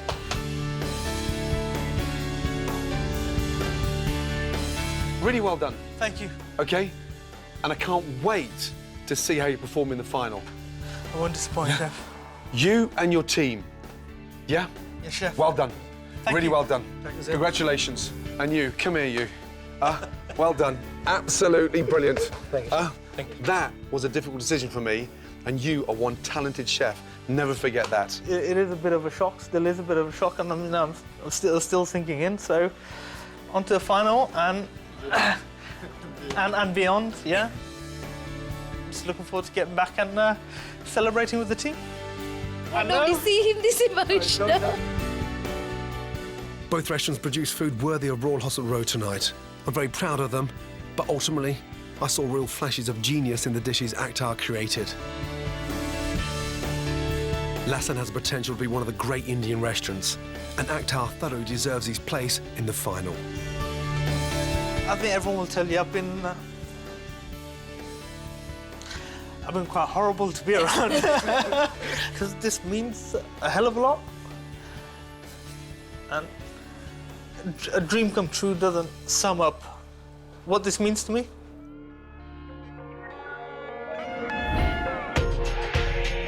In my second semi-final, 3 more restaurants, 3 more challenges.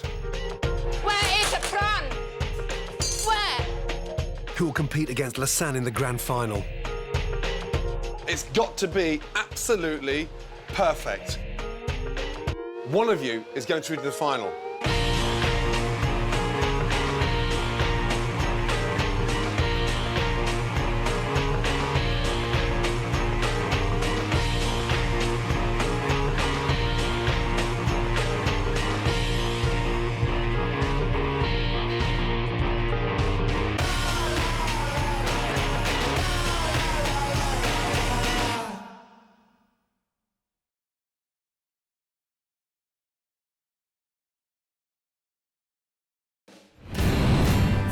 Welcome to the final week of my competition to find the F-Word's best local restaurant. We started with nearly 10,000 nominations, and from these, 18 outstanding restaurants made it through to compete in the F-Word kitchen. Guys, make this count, yes? There's only 4 points different in this. Indian restaurant Lassan from Birmingham has won a place in the grand final. I won't disappoint, Chef. In tonight's semi-final, 3 great restaurants go head-to-head, and I'll pick just one of them to go through the grand final on Thursday. Competing in tonight's second semi-final, the Pheasant, who won the Best of British Heat. My best local Thai restaurant, Simply Thai, or Greek restaurant Cena, who won the Rest of the World trophy. 3 restaurants, and I've got 3 extreme challenges to test them to the absolute limit. I'm excited now, looking at the clock all the time, you know, just when the phone gonna ring. Within the last 6, so that's a big thing. Have you had a good week? It all depends on what you say. All worthy opponents, but only one can stay in the competition. To see who deserves to go through to the final, I've devised 3 daunting tests. I'm ever so sorry, but my potatoes are just slightly undercooked. It's very spicy. First up, my team of secret diners film undercover for me, after which I eliminate one of the restaurants. I had the F-Word secret diners eating recently in your establishment. Then the competition heats up in the second test as I hit the restaurants with 30 demanding F-Word diners. I just hope he hasn't bitten off too much, because right now he's in the shit. And the third and final challenge, to cook up my flagship 3-star restaurant in London. Who goes home and who makes it through to the final? Tonight, I decide. They're cooking one dish, the most important dish of their entire lives.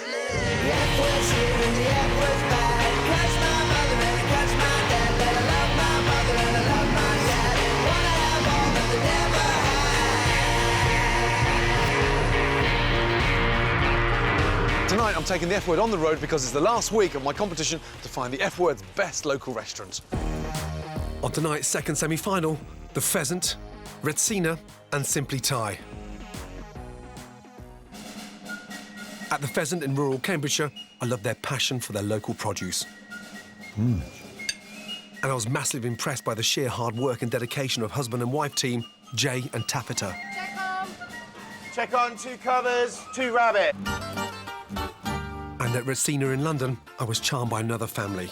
This time, mother and son working together to create wonderfully authentic Greek food. Cena's our family business. It's been going on for around 25 years. I want Cena to be known as the best Greek restaurant in the UK. And at Simply Thai in Middlesex, I tasted some of the best Thai dishes I've ever eaten. Wow. Culinary dynamo Petrea Weerapan puts her heart and soul into running this place almost single-handedly. She's remarkably talented. I've got to pick the very best restaurant. How? By setting them all 3 very tough challenges. For the first test, I've hired a team of food experts to work undercover for me as secret diners. I'm quite excited about this place. It's a trick of the restaurant trade I use all the time. I spend a fortune on secret diners coming to all my restaurants. It's a really good way to see how consistent a restaurant is on a daily basis. Hello. Got a table booked? Yeah, just 2 of you. Yeah.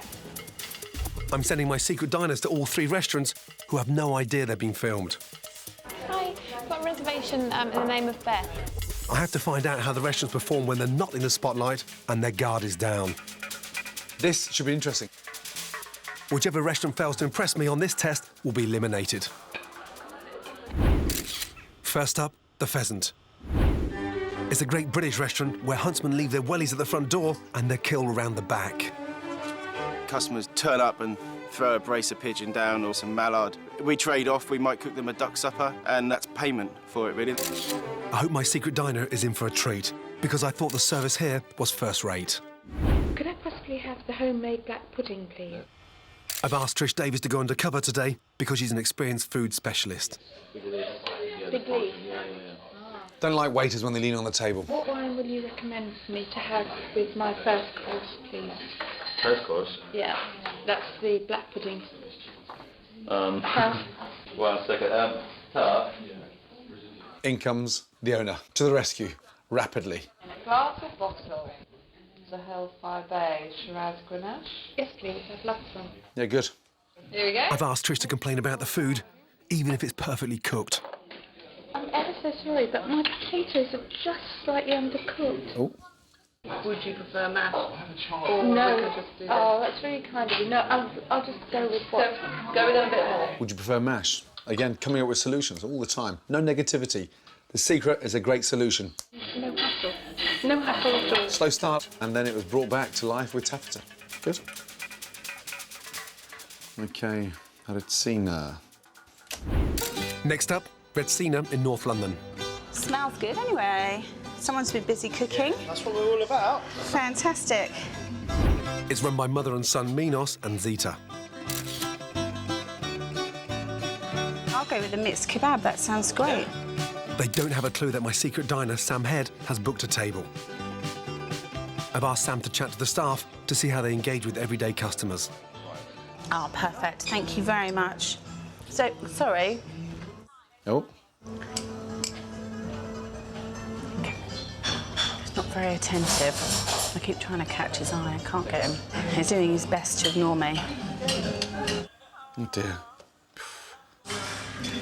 I'm actually here because I went around the Greek islands in the summer, so it's a bit of a treat to try and reminisce. That's the reason, huh? Yeah. They're talking about the authenticity of the Greek Isles, just come back from the summer holiday, and wow, he didn't give a shit. He was off looking out the window, wasn't even engaging with the customers, totally uninterested. What a shame. Are you cooking? Oh, mwah. Lovely to see you. Out comes the chef, bless her. We're having a lovely time, thank you. Because I'm chopping onions, No, so that's, I apologise. that's how chefs should smell. Onions, garlic. Garlic, onion, greasiness, chocolate, everything. How are you? Really good, thank you. We're having a lovely time, thank you. Nice to see Great. you. Yeah, thank you. You're welcome. Enjoy your cooking. The saving grace there was Zita's welcome. Little kiss on the cheek, welcome, good to see you, and I've just come out of the kitchen and she looks like she's been busy, which is fine. Simply Thai. So, will my final target, Simply Thai in Teddington, do any better? With just 9 tables, it's a tiny restaurant run by a tiny chef. But Patria has a hugely passionate temperament. Table 3, please. Table 3. Oi! I feel like I've met the female Gordon Ramsay from Bangkok. Where is the front? Where? This is going to be fascinating. What's the reception going to be here? This lady scares me. It does say if you have a limited amount of time, please let our staff know. My last secret diner, Beth Heald, is about to risk the wrath of the Thai culinary firebrand. Because I've asked Beth to act as if she's in a hurry. So we've only got about an hour. Is that going to be OK? Thank you very much. Sorry, I just had to set this What time do you have to leave? That's Patria coming out of the kitchen, almost sort of telling the customers off. What do you mean you've only got an hour? We are in a little bit of a rush, but what time do you want? by 9 o'clock. And she looks like she's just come out of a kickboxing competition. I mean, she's ready for action. The cod balls are still light and fluffy, cooked to perfection. Really, really tasty. What shocked me more than anything was the aggressive stance from Patria coming up to the customer. We don't do fast food, granted, but they're only asking. They've got an hour. We want to spend our money in your restaurant. Dear, oh dear. That's a great shame. So, it's time to eliminate one of the restaurants. My decision is based on everything I've seen and learned so far, including hours of invaluable undercover evidence. We're up and we're back down again. No one has any idea I've been spying on them. But I have told them that one restaurant is about to be knocked out of the competition. Today's a big day. I haven't felt this nervous since probably when Taff and I got married. I'm excited now, looking at the clock all the time, you know, just when the phone gonna ring. We hope that we will win again.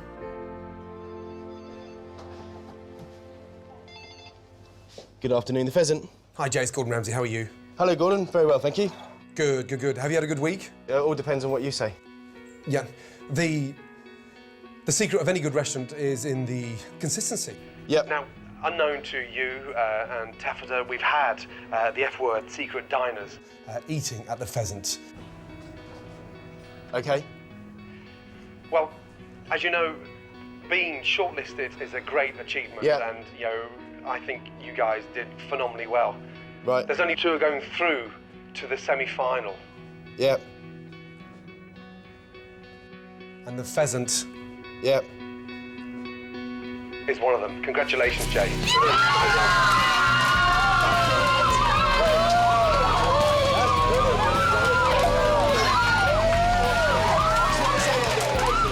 I'm totally ecstatic. You know, it's the best news, you know, apart from my daughter's being born. It really is. I'm just, you know, I could almost cry. My big tough man. The Pheasant didn't put a foot wrong, and quite deservedly, they now have a chance to win a place in the final. We are through to the next round. Welcome back. It's the semi-final of my best local restaurant competition, and 3 teams are fighting for a place in the final. Only 1 will go through. So far in tonight's second semi-final, my best local British, Greek and Thai restaurants have been put to the test. We've only got about an hour. Is that going to be OK? I sent in a team of secret diners to investigate the contenders, and the Pheasant passed with flying colours. They're still in the running.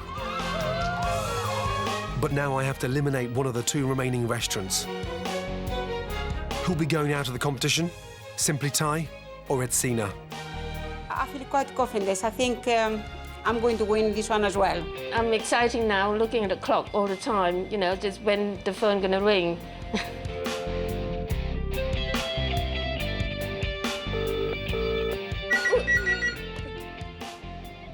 Good evening, Simply Thai. Hello? Now, I've had the F-words secret diners eating inside Red Cena. I had the F-word secret diners eating in your establishment. Zita, that food is amazing.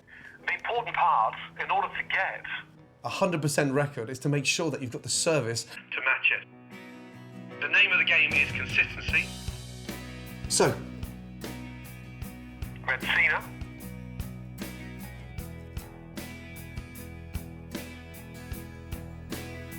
isn't going through. Unfortunately, the secret diners felt that they were ignored by the waiter and not made to feel welcome when they come in for the first time. We have to learn from our mistake. Take care, Zita. Thank you. Have a nice week. Thank you. If I say that I'm not disappointed, I will lie. I am disappointed, but I'm not going to let myself feel bad because these things happen. I'm upset that people came here and they didn't feel comfortable in my restaurant, and you know, that's not good enough. And Simply Thai. Congratulations. The feedback from the F-word secret diners has been extraordinary. So congratulations, really well done, and I can't wait to see you in the semi-final. Oh, thank you. So I've chosen Simply Thai from Teddington to fight it out with a pheasant from Cambridgeshire.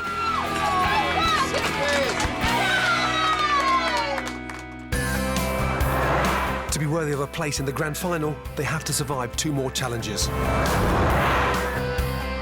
First, I've asked 30 F-word diners to test the pheasant and Simply Thai to breaking point.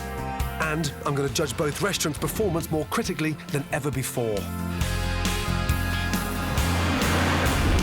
We're going to have lunch at the Pheasant and then dinner at Simply Thai.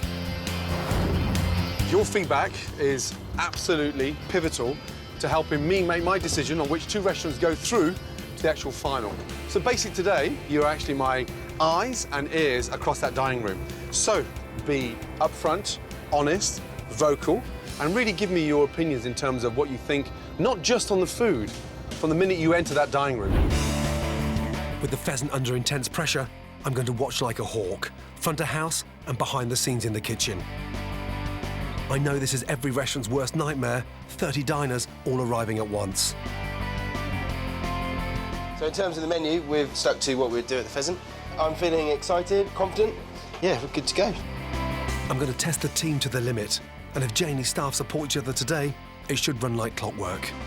On a personal note, I just want to say really well done for making it this far. 2 hours to cook for 30 guests. They're not here just for the food, it's everything. From the warmth, the welcome. Make sure that every plate you send, Jay, you're happy with. Yeah. If you're not happy with it, don't send it. Make this now the service of your lives. So the partridge and the hare. Straight away, I can see the front of house staff are creating a good first impression. Your service is friendly, attentive again, and everyone's little busybodies running around making sure of bread, butter, water, and constantly observing, which is always nice. The vibe in the restaurant's really nice, really cosy and quite a warm feel to it. 2 covers, 1 halibut, 1 pork. Chocolate sponge and a brulee. Yes, chef. The first table up now, it's all going okay? Yeah, no, it's all good. All the orders in, yeah? All the orders are in.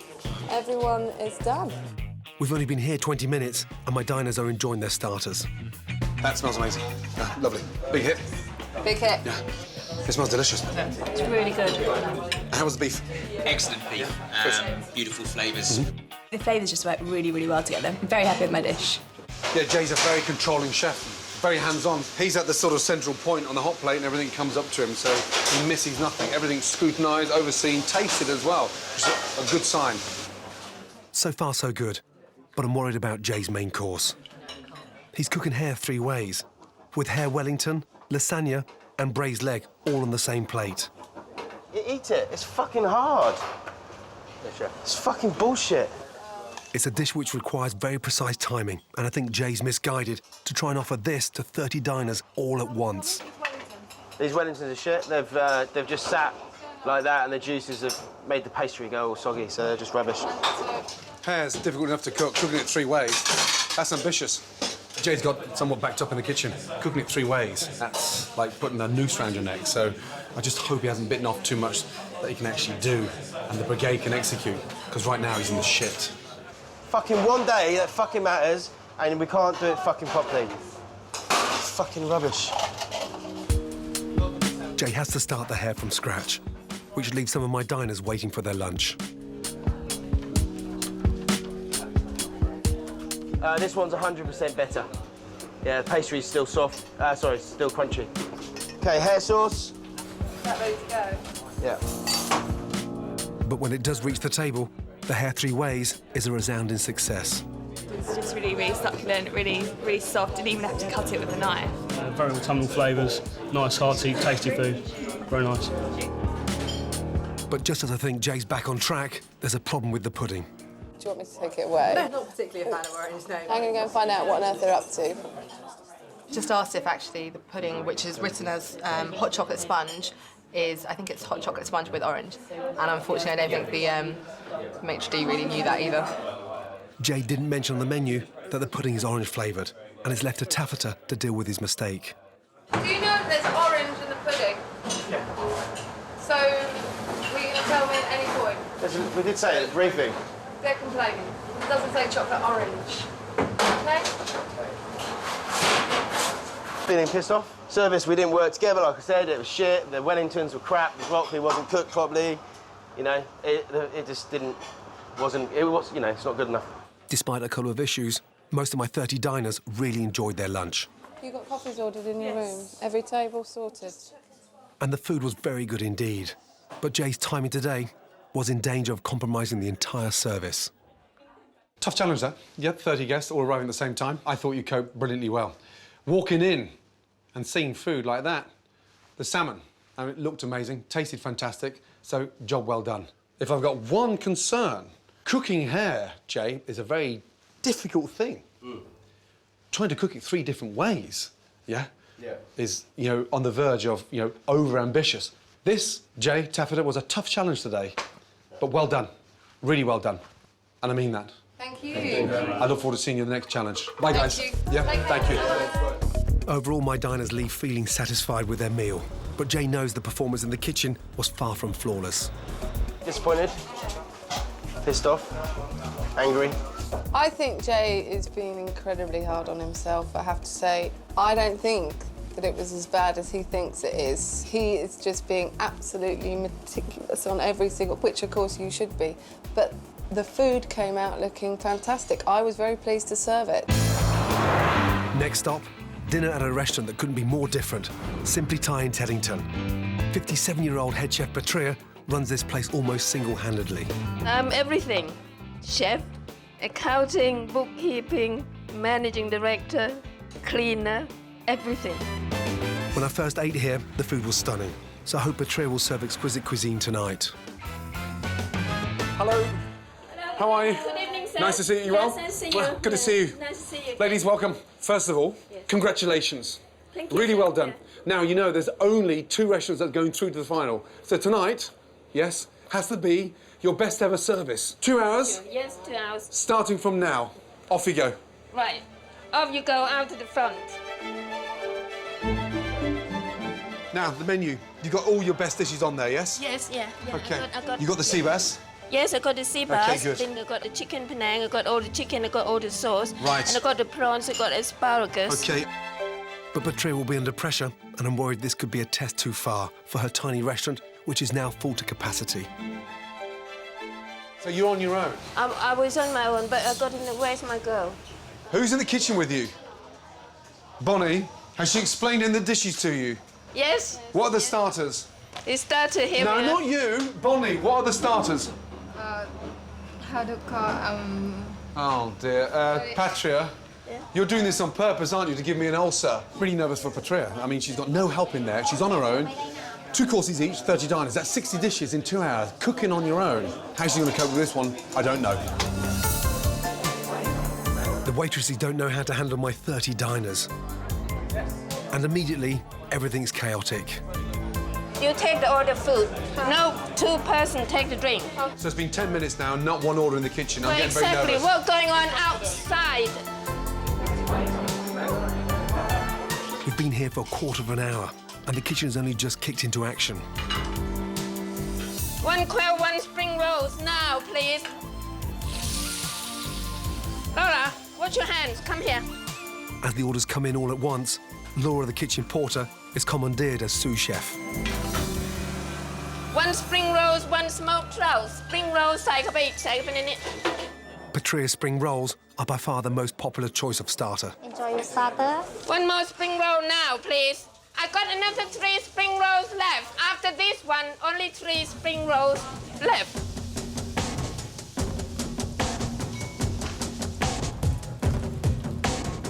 Table 3. Oi!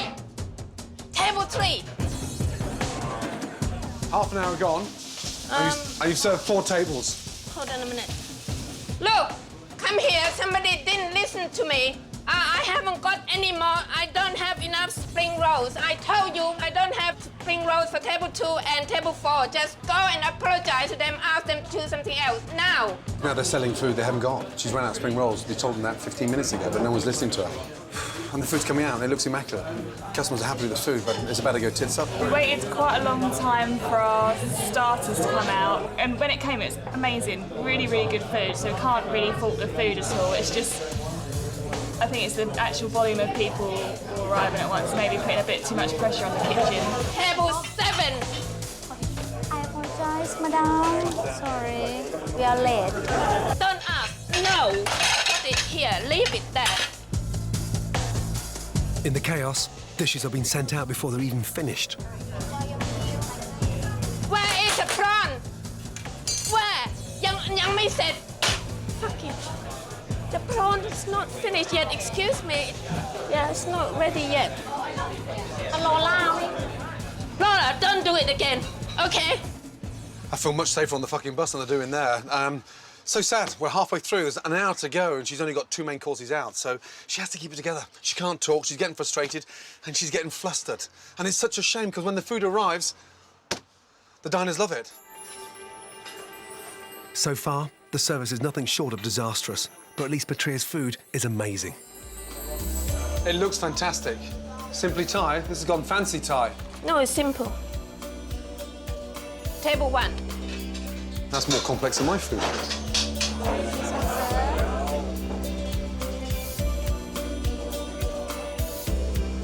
Oh my God, that's delicious. That's good. You seem to have got some rhythm going out now. Main courses are flying out. Table 2, concentrate. Don't make mistake, please. Please. Table 2. Patria finally seems to be settling down, and there's some semblance of order. I had the chicken Penang for the main course. I thought it was absolutely fantastic. It's a shame about the wait, but the food and the flavours for me was absolutely delicious. If she can sort out the front of house service and maybe get somebody else in the kitchen, then I think this restaurant will definitely go places. Right. Well done. You finished. And you finished with just over 5 minutes to go. 5 minutes to go. Oh, that's brilliant. Well done. I thought I'm going to collapse in the middle of the night. No, we're not going to make it. I said at one point, I said in my mind, you know, in my head, no, we're not going to make it. We're not going to make it. We're not going to make it. You did a really good job, and I'm very proud. Oh, thank you very much. I'm really proud. Well done. Thank you. I've done at the top of my ability today, and you know, and I've got through it. The big difference across all the semi-finals is that every other restaurant has cooked for 30 customers. This is fully booked for her. They've all got 60, 70, 80, 90 seats. She never does 30 covers. So not only has she managed to do 30 covers within 2 hours, she's done it single-handedly. Well done. You are an amazing lady. Thank you for supporting me. Next, my 2 contenders will face the ultimate challenge, cooking at my 3-star flagship restaurant. The biggest test is still in front of them. Who's going through the final right now? I haven't got a clue. Welcome back to the F Word. Simply Thai and the Pheasant are fighting out for a place in the final. Tonight, 2 semi-finalists have already faced 2 daunting tests. Under pressure in their own restaurants, I'm seeing their true colours. At the Pheasant, Jay is a perfectionist. Check on 2 covers, 2 rabbit. He's passionate about game and offal and obsessed with fresh local produce, creating dishes from the same day's kill. I love offal. It doesn't have to cost a fortune to be good food. And, you know, we're finding customers do love it. But I've also seen Jay dejected. Fucking one day that fucking matters, and we can't do it fucking properly. A simple setback can knock his confidence and affect his performance. Service, we didn't work together, like I said, it was shit. The Wellingtons were crap, the broccoli wasn't cooked properly. You know, it just wasn't, you know, it's not good enough. I want to see Jay bounce back with a bit more vigour when things go wrong. At Simply Thai, Patria Weerapan is one of the most dedicated chefs I've ever met. Simply Thai? No, that's accomplished Thai cooking. Yeah, I mean, a real thoroughbred. I mean, my God, that woman's passionate. Her absolute commitment to a tiny restaurant is remarkable. Table 3, please. Table 3. Oi! But Patria's fierce independence worries me. Even the greatest cooks need support from their staff. Bonnie, has she explained in the dishes to you? Yes. What are the starters? Oh, dear. Patria, you're doing this on purpose, aren't you, to give me an ulcer? And if Patria's going to make it into the grand final, she needs to work with a team, not just operate single-handedly.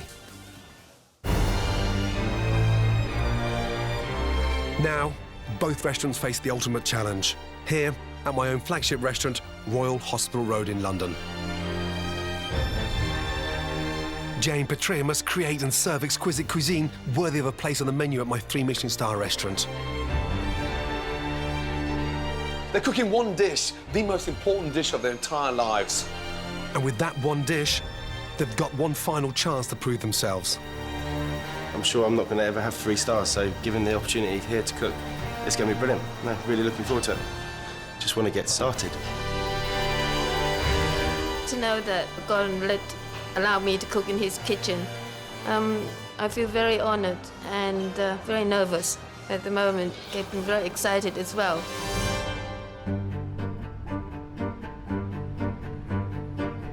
I've worked for over 10 years to build Royal Hospital Road's reputation, and tonight I'm putting it on the line. And I've invited some distinguished guests, including Jason Atherton, who was awarded a Michelin star within a year of opening Maze. I know how tough he is. I worked for him for 10 years. You don't get in Gordon Ramsay's semi-final unless you're a damn good cook. So credit to them both. Right. First of all, welcome. Really good to see you. Now, this is where it really seriously matters, OK? 10 years I've had this place, yeah? I had to rent for 5 years in order to save my pennies to buy each and every brick. It's been a dream come true, this. But it's the first time in 10 years I've ever handed my restaurant to any other chef. This is it, the final hurdle.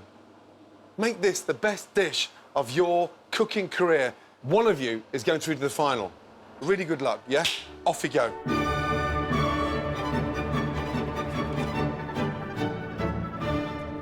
The teams are working in one of the most well-equipped kitchens in Britain, with the finest ingredients money can buy. I've challenged both chefs to create one dish using the best quality Cornish beef, which I've provided. It's been matured on the bone for a month, and the meat is succulent with a beautiful, even marbling.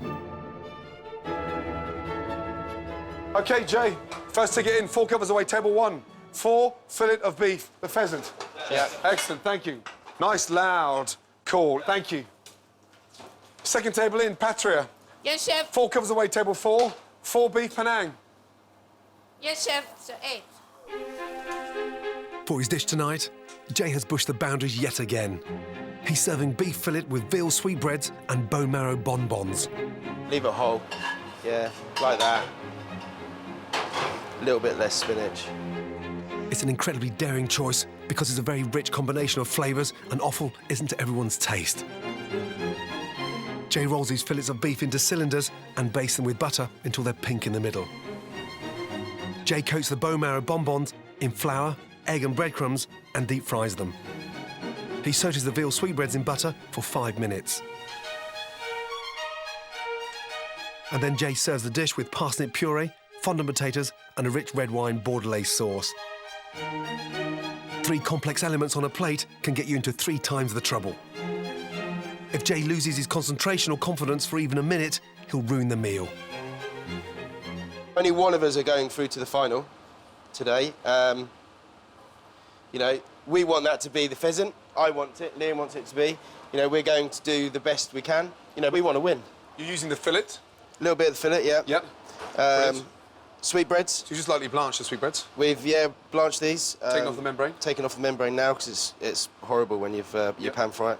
Then it'll be nice and crispy. What are the panko breadcrumbs for? We're making a, like a bone marrow bonbon, so we're just getting the bone marrow, just shaping it to a little ball, and then we're just going to deep fry it and then sit it on top of the... OK, good.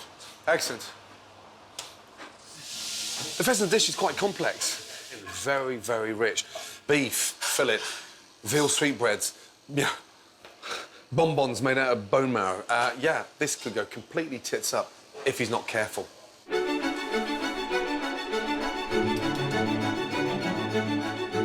Service, please. Right. Quick, table 1, please. Let's go. Table 1, yeah.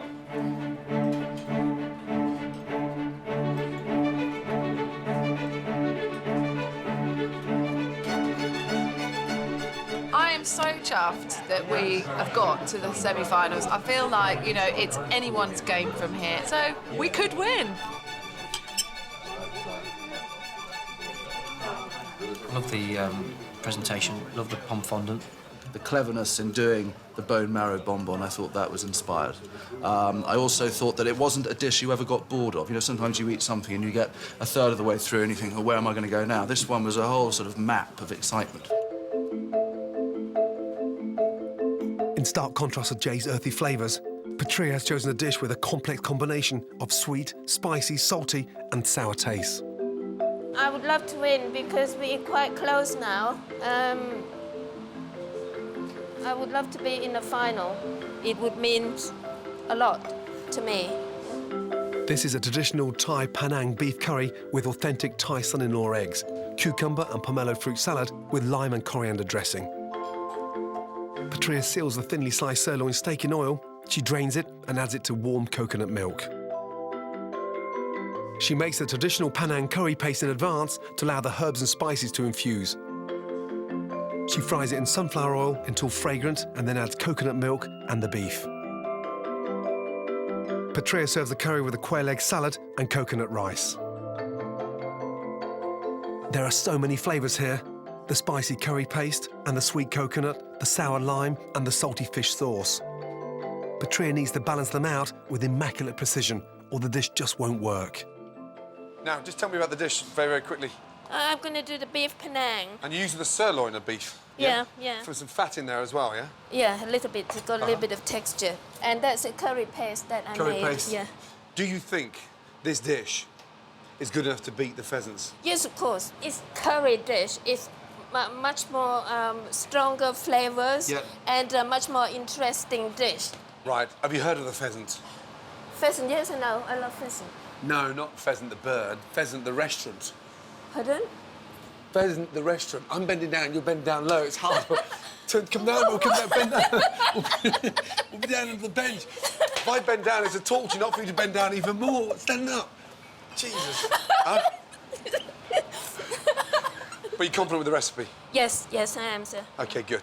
Yeah, I've worked over the last 22 years to get what I have today in this industry. All of a sudden, I allow a mad Thai lady to run around in my kitchen. I thought she'd be a little bit intimidated coming here, to be honest, but no. This is not a lady that's been cooking like this for the last, 8 to 10 years. She's been like this for the last 35 to 40 years. And for her, it's all about the food, the love and the passion she puts into the dish. Patria. Yes, chef. You have to clean around the side of the bowl, yeah? I've told, make sure that, Now, look. for fuck's sake. You have to a little bit more finesse a little bit, yeah? So I'm not going to send those two until the other two are ready, yeah? Why does nobody take that? Because I want to wait till all the 4 dishes are completed, yes? Yes? Yes, chef. Thank you. Service, please. Just said the rice is coming.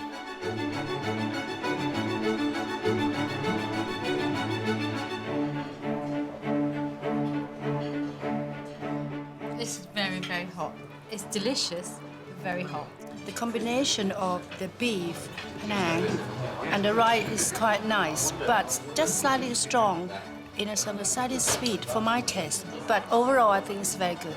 Quite sweet, but absolutely full of flavour. Exactly what I was expecting. Rice cooked to perfection. I think Patria has what it takes to win this competition, yes, because she's very, very determined. She's absolutely crazy about her restaurant, and if somebody can win that, then it is going to be her.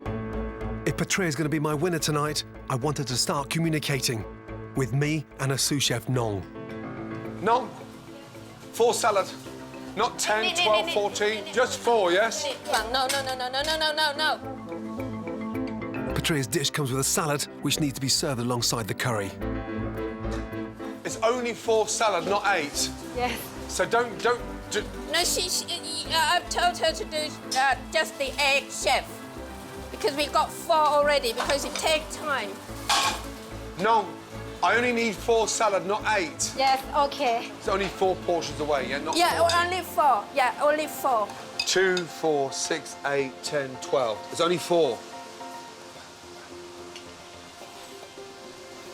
Only 4. It's only 4. Yes, chef. It's only 4. Okay, now, honestly, I mean, if she just relaxes a little bit and opens up and at least talks to Nong. Blank me, I'm fine, but at least talk to your sous chef. It's like we're back, yeah, in Teddington again, in the sort of nut house. Unbelievable. Jay, was it overcooked, that beef? It's not overcooked, it's just smaller than the others. Okay, so. Consistency. Jay, I'm watching everything, you know that? Yep. Yeah, everything, yeah, start to finish. Chef. When I first met Jay, laid back, rustic, cooking from the garden, and all of a sudden, bang, he started to smell success and he's raised his game now, which is good to see. And they work like a team. And they talk to each other, and they've got each other's back. Nice. Don't think that needs to come down anymore. Here we are. Away, please. Yep. Stop.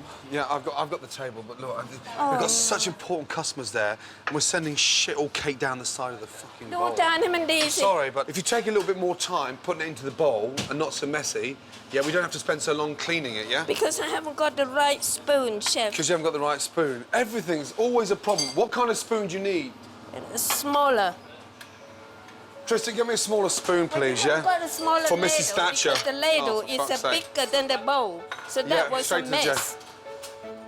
The dish tastes delicious. It's authentic and it's done with love and care. Don't throw it out like it's on a conveyor belt. Don't complain about my ladle, your spoon too big. Fuck off. You know, just put it in there with a little bit more time and slow down a little bit. How long for the beef, please? Starting to plate in 1 minute, chef. Yeah, good. Don't slice it too early, Jay, otherwise it's going to go dry out there, yeah? Where's the last one? Where's the last one? Coming, chef. So, nice and gently. Last table, table 6. Well done. Excellent. Switch All your step done off. now. Well done. Oh, it's all done now. Service, please. Last table, we have table 4, yeah? Go, please. Table 4. Well done, Jay. Well done, Liam. Thank you, chef. Well done. Well done, well done. So service is over, and it's time to discover the truth of my distinguished guests. In terms of the dish cooked from the pheasant, how was that? I loved it, absolutely loved it. Yep, it's not something I would perhaps normally choose off a menu, but it was just so nice. The sweetbreads in particular were fantastic. Yeah. So many different flavours in there, all very distinct, but together superb. Yeah. The boys have done me very proud. I'm really pleased with it. It tastes gorgeous. The presentation was fantastic, and I don't think it's out of place in a 3-star Michelin restaurant. Was that authentic beef Penang? I've eaten in a lot of fantastic Thai restaurants, and that for me was as good as it gets curry-wise. It was just a shame, just that little touch of sweetness just lost that bit of authenticity. But in general, God, it's a great dish. I preferred the Thai dish today. Absolutely. The flavours were amazing. It was just the right heat for me. The salad, the lime and coriander coming through, it was very, very fresh, and it just brought out the ingredients. Yeah, it went well. Yeah, I'm happy with the food that I cooked. I'm happy with the side dishes. I'm happy with the rice. I'm happy with the presentation. I think it went really well. I think it went, yeah, no, really good. Happy with everything. You know, I didn't get in a mood. All smiles now. I'm not nearly crying. So yeah, no, I think it was really good. Yeah, good service. Only one restaurant can go through to my grand final, and tonight, who stays and who goes is my decision. It would be disappointed, you know, to get out of this stage, not to go into the final. It would be very, very disappointed because I cook my heart. I put everything in, you know, into this competition. I think we have done enough to, you know, I can go away going, that dish was good. Authentic Thai curry done brilliantly against a British flair with an amazing level of control and a very talented chef. Right now, honestly, it's too close to call. Welcome back to Royal Hospital Road. I'm about to choose one restaurant to go through to the grand final of my competition to crown the F-Word's best local restaurant. Will it be the Pheasant from Cambridgeshire or Simply Thai from Teddington? In very different ways, they are both exceptional restaurants. Before I make my choice, I'm going to taste the dishes cooked here tonight by Jay and Patria. Beef Penang, Simply Thai. Authentic. Got slightly nervous when she was putting all that sugar into the pan. Is it too sweet?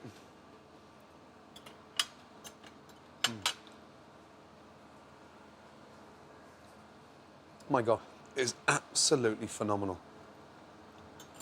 A proper, authentic Thai curry. I mean, it's sweet instantly, then you've got the heat with the chilies, but it's instantly cooled down with that wonderful, vibrant cucumber salad. Incredible. I mean, really incredible. She's a freak of nature. That's the most bizarre thing. I mean, I've come across amazing Thai chefs in my time, but this woman not only drives me around the bend, but she is an amazing, talented chef. The pheasant's fillet of beef, sweetbread, bonbon of bone marrow, and a fondant potato. That is accomplished, unique cooking at its very best. All together, does it work?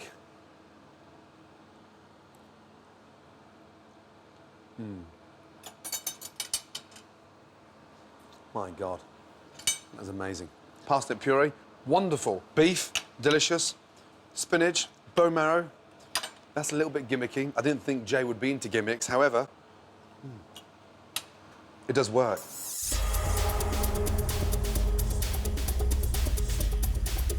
So, it's the moment of truth.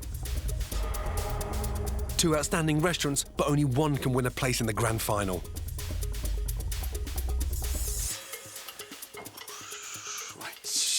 OK, first of all, well done. Both restaurants, absolutely brilliant. The feedback has been extraordinary. This has been the toughest semi-final so far. Simply Thai. Brilliant again. Patria in the corner, slicing the sirloin, ignoring everything I'm saying, and just in the food. What strikes me about the way you cook is that you cook from the heart. I thought the dish was stunning. It was authentic. I closed my eyes and I ate that dish and I felt that I was back in Thailand. If I had one criticism, it was a little bit too sweet. The pheasant, tonight's performance was much different than I expected. I thought you were going to play safe. But Jay, you came out your comfort zone. Brilliant. Absolutely brilliant. Edgy, daring. For me, that was you showing off tonight. The fillet of beef. Yes, it's a Rolls-Royce cut, so it didn't need much work, but it needed accurate cooking. The fondant, not easy to get crispy and delicious. And then the bonbon, absolutely delicious. It was a foodie heaven, done with charm but flair. One piece of criticism is the fact that the sweetbread was slightly undercooked in the centre. I'm looking for one restaurant to go into the final, and it's been a real tough decision. Based on everything I've seen, the restaurant going through to the final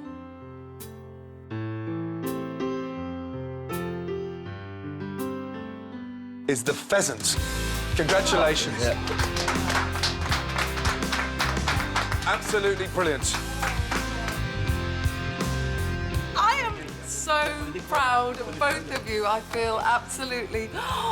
You, madam, across this search, you're one of the best chefs that I've found. Thank you. Really well done. Come here. Really well done. To come this far and I couldn't get to the final, a little bit disappointed, but I prepare a little bit, you know, we may not get it. Very happy, probably, you know, I don't give much away, but I am really, really happy. Both restaurants produced food worthy of Royal Hostel Row tonight, but ultimately, I was in awe of Jay's ambition. He was prepared to take a huge risk, and it paid off. Thank you very much. Absolutely brilliant. Yeah, done with great flair.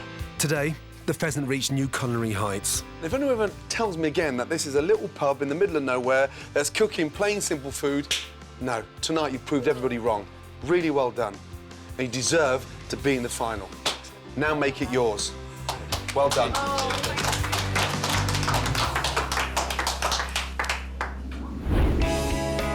So the Pheasant from Cambridgeshire is up against Lassan from Birmingham in the grand final. Both will cook meat provided by Janet's Farm in Yorkshire, and I decide who should be crowned the F-word's best local restaurant. Jay's gone for beef three ways. I like to say less is more. That smells delicious. I hope it works for you tonight, you know that. I could lift that now, hey, and run down to Royal Hostel Road.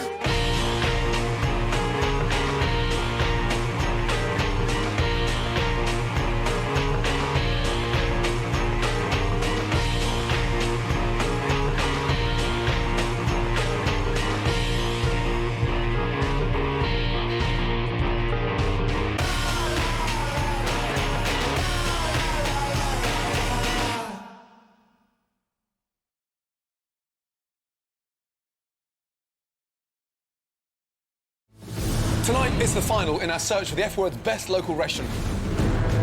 For the past 10 weeks, I've been searching for the nation's best local restaurants. And from nearly 10,000 nominations, it's down to 2. They're about to compete in tonight's final. But only one will go home a winner. It's Indian versus British. Who's it going to be?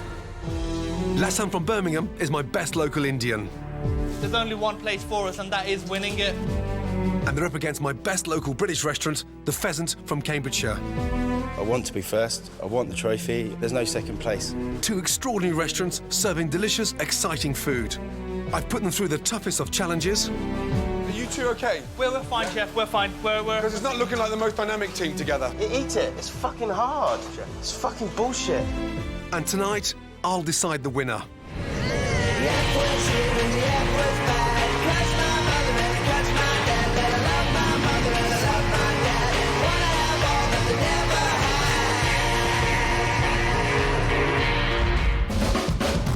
In tonight's final, it's India versus Britain, as 2 outstanding chefs battle it out for the title of the F-word's best local restaurant. Their challenge is to come up with 3 stunning dishes made with Janet Street Porter's delicious pork, beef and chicken. My first finalist tonight is Lassan from Birmingham.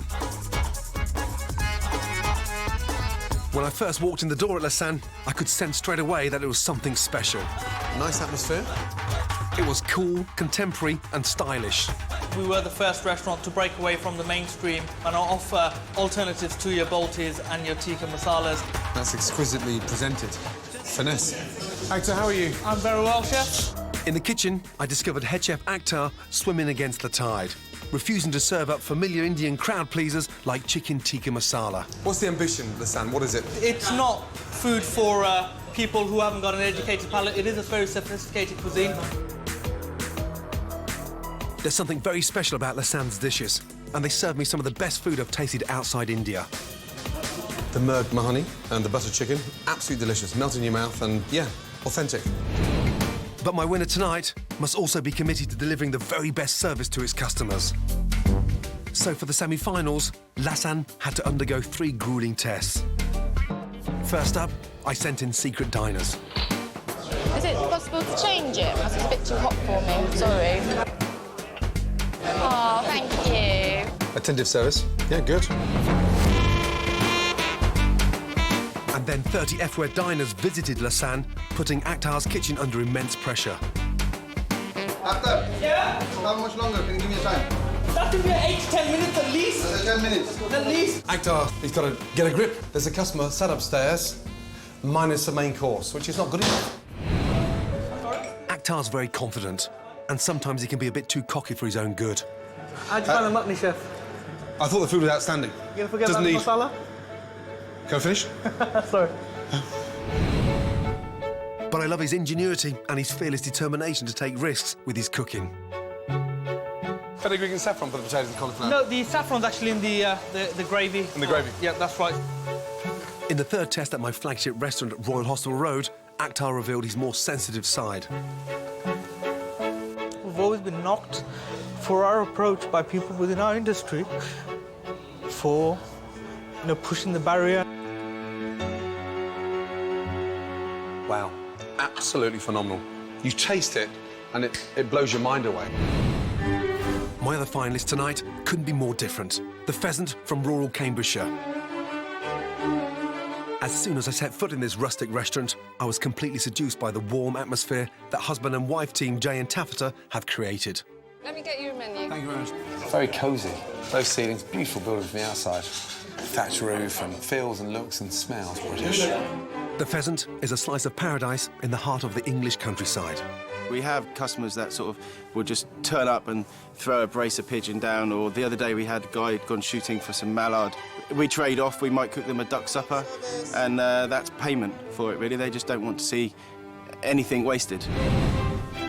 The Pheasant serves wonderful British food, and head chef Jay is so devoted to the local produce, he gets his ingredients from the farm next door. We've got the cows and, we've got pigs and all that sort of stuff. We cook everything of the animal, especially like all the offal. I love offal, so why not use it? Partridge, tough bird to cook. They go dry within seconds, so yeah, that was delicious.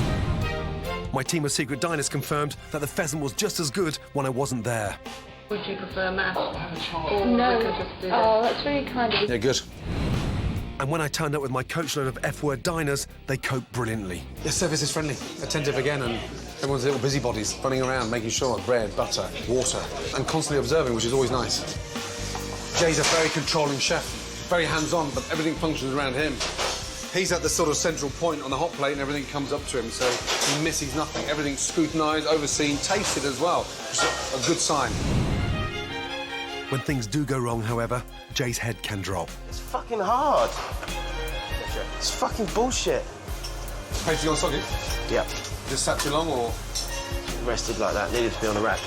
Fucking one day, that fucking matters, and we can't do it fucking properly.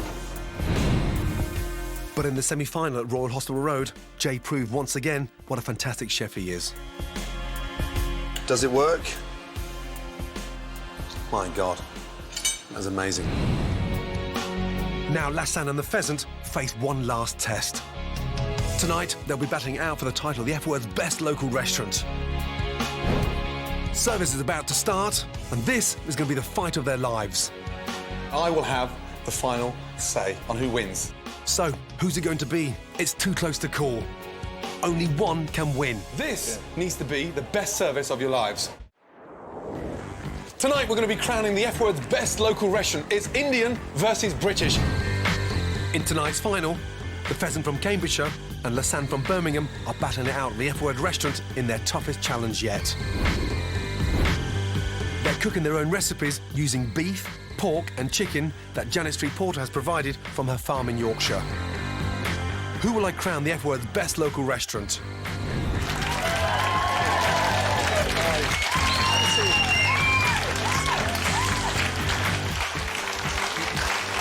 Wow. Right. First of all, welcome back. What an amazing journey it's been for all four of you to be here in the final. Really well done. Right, Jay, how are you feeling? Anxious. Welcome back. Ready to go, thank you. Actor, how are you feeling? Very good, Chef. Yeah, I'm ready to go. Gentlemen, one of you, OK, is going to win the title of the F-Word's best local restaurant tonight. There's one shot at this, no rehearsal. Personally, the journey has been phenomenal. I am so glad that both restaurants are back here tonight. Why? Because you both deserve heavily to be here. I've packed the dining room purposely, OK, with food writers, critics from all over the country. They are a tough bunch. Just have a look at them. Look at their faces. This is the final. Their comments are absolutely critical, but I will be deciding who is the winner. Now make it your night, OK? Each restaurant's going to make 25 portions of their starter. Then you're each going to do 50 portions of your unique main course, and then back to 25 portions of the dessert each, yes? So really make it work, yes? Yeah. Let's go. Yep. Excellent. OK, Lassan, first off, yeah, 4 covers away, table 1, 4 chicken, yeah, 4 beef, 4 dessert. No answer. Yes, Chef. Thank you. When you give me that level of confidence, shout. Yes, sir. Yes, chef. I turn my back, I can continue. When it's silent, you haven't got it. You know the score, you've been here. There. Let's start again. I'll order 4 covers, table 1, yes? Lassan, here we go. First ticket, 4 chicken, 4 beef, 4 dessert. Yes, Chef. Lassan. Yes, sir. Thank you, welcome back. Both brigades are cooking with animals from Janet's farm. Here's Lassan Starter with street porter chicken. Akhtar's been on an amazing journey during this competition. In the semi-final, the cocky, arrogant facade finally cracked. I was so disappointed with the way things went. I thought, you know, I'd lost it, and that was it. But then when Chef turned around and he said, I've made it through to the finals with my team, you know, it's absolutely amazing. And, you know, once again, I broke into tears. So I won't be able to walk into a local anymore without having the piss taken out of me. There's an order for Kimurk. Lassan Starter tonight is chicken tandoori masala with mint chutney. First, Akhtar rubs the chicken with garlic and a ginger paste. We're trying to get as much flavour into the chicken as possible. Next, he makes the marinade. Most marinades always start off with mustard oil, so here it goes. Next, he adds ground cumin, tandoori masala, garam masala, ground fennel seeds, and white pepper. Then he adds coriander, coats the chicken and leaves it to marinade. I think this marinade's definitely going to work wonders for Janet's chicken. Akhtar then fries the marinated chicken to seal it. Just trying to get a bit of colour on it. And finishes cooking in a hot oven for about 8 minutes. He serves with a salad in a coriander dressing and mint chutney. This is typical Akhtar. He's fantastic at using great presentation to take Indian food to another level. Chicken tandoori masala with mint chutney, served. Now, even from here, yeah, that smells delicious. I hope it works for you tonight, you know that. Guys, taste, yes? Lassan, everything Yes, you do, you taste, yeah? Nice. Did you go foraging for them? Our man did. He goes foraging for us. Had a nice phone call from him at midnight last night. Saying what? Good news or bad news? Telling me to tell you that he got stung picking them by wild bees. Shit, he got stung by wild bees at midnight? What the fuck's he doing with wild bees in the middle of winter? Was he somewhere he shouldn't have been? I think he might have been. No? The Pheasant are using Janet's pork for their starter. Head chef Jay has upped his game at each stage of the competition. He likes to use every part of the animal, so for his starter, he's going to use the pig's head to make a brawn. Quite an ambitious dish. It's really important not to waste a thing.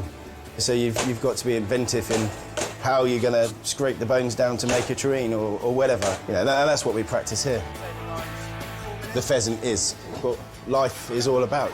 We do put everything into it, you know. I want to be the best. I want that accolade of being Gordon Ramsay's best local restaurant. Check on one prawn. Check on one prawn. The pheasant starter tonight is brawn with crisp pork belly. To make the brawn, Jay cooks the pig's head with vegetables, herbs, spices and pig trotters. Brawn is a traditional English coarse pate. Once cooked, he removes all the flesh from the bones along with some of the skin. You'll be surprised the amount of meat that there is actually within the head. See, that's the cheek. You know, there, lovely little nugget of meat. To flavour the brawn, he adds parsley, green peppercorns and mixed spices. Jay uses half the brawn to make the carpaccio. The other half is breaded and deep fried. Jay's brawn carpaccio is served with hard-boiled egg, baby leeks and a chopped apple salad. Finally, the dish is finished with a slice of fried pork belly. Brawn with crisp pork belly, served. Tell me about the recipe. Well, brawn is brawn. Yeah. The reason for the carpaccio, just to sort of lose the ick factor for ladies, really. I mean, it's a very robust... Yeah. Well, it's what, you know, made a it's what the pig's pub does. You know, they're all foodies. Even if they don't like the idea of brawn, they'll try it. And I'm sure if they try it, they'll like it. OK, guys, well done. Jay, they look fantastic. You happy with those? Yes, chef? Yeah. They look amazing. Yeah, really, really good OK, indeed. now we're doing 5. Service, please go. 5 next. Yeah, first table, let's go. Why are you slicing it upside down? Coloured side, presentation side down. Yeah, presentation side. No, the other way. You slice from the presentation side. Have you not been watching me? Actor, Jay's got a table out already, but it's not a race, yes? This is not a race, chef. yeah? It's all about getting it right. Come on, Lasan, please. No problem. I've got to put it this way now. Actor, happy with them? I'm very happy with that, happy, chef. yes? Good. Thank you, They chef. look very nice. They smell delicious, by the way. Thank you very much. Absolutely delicious. Love the colours. Service, please. Nice and gentle on the plates. 4 on table 1, please, yeah? Have they got a 6 standby, yeah? Yes, chef. Actor, they look fantastic. Love the smell. The chicken dish was really close to being a great dish, but it just wasn't quite there. In the spicing, there was just too much chilli, and therefore they lost the harmony of the dish. I think the chicken was excellent. It was really, really moist, really juicy and tender, and I think it's fantastic because it's on the bone, and that's really where the flavour comes from. I love the mint and coriander chutney. Jay, you a big lover of Indian food? It's my favourite cuisine. Is it really? Yeah, I love Won't India. be tonight if you lose. We're getting. It's promised to be a free meal. I thought the pork was really, it melted in the mouth. It was cooked to perfection. The crackling was lovely. And then against the tartness of the apples and the sweetness of the leeks, it was lovely. The carpaccio was quite fatty. The small crispy squares were quite fatty. Fat done very well, but also, you know, there's a little bit too much of it. Really vibrant start in there. Jay's got off to a very confident, composed, energetic start, keeping himself to himself, but focusing on these flavours. That dish is very, very ambitious. Akhtar, however, has he's come in almost lacking confidence, which is a big change around for him. But more importantly, he's started to communicate to his sous chef like he cares, which is a really positive sign. Who's in the lead right now? This is neck and neck.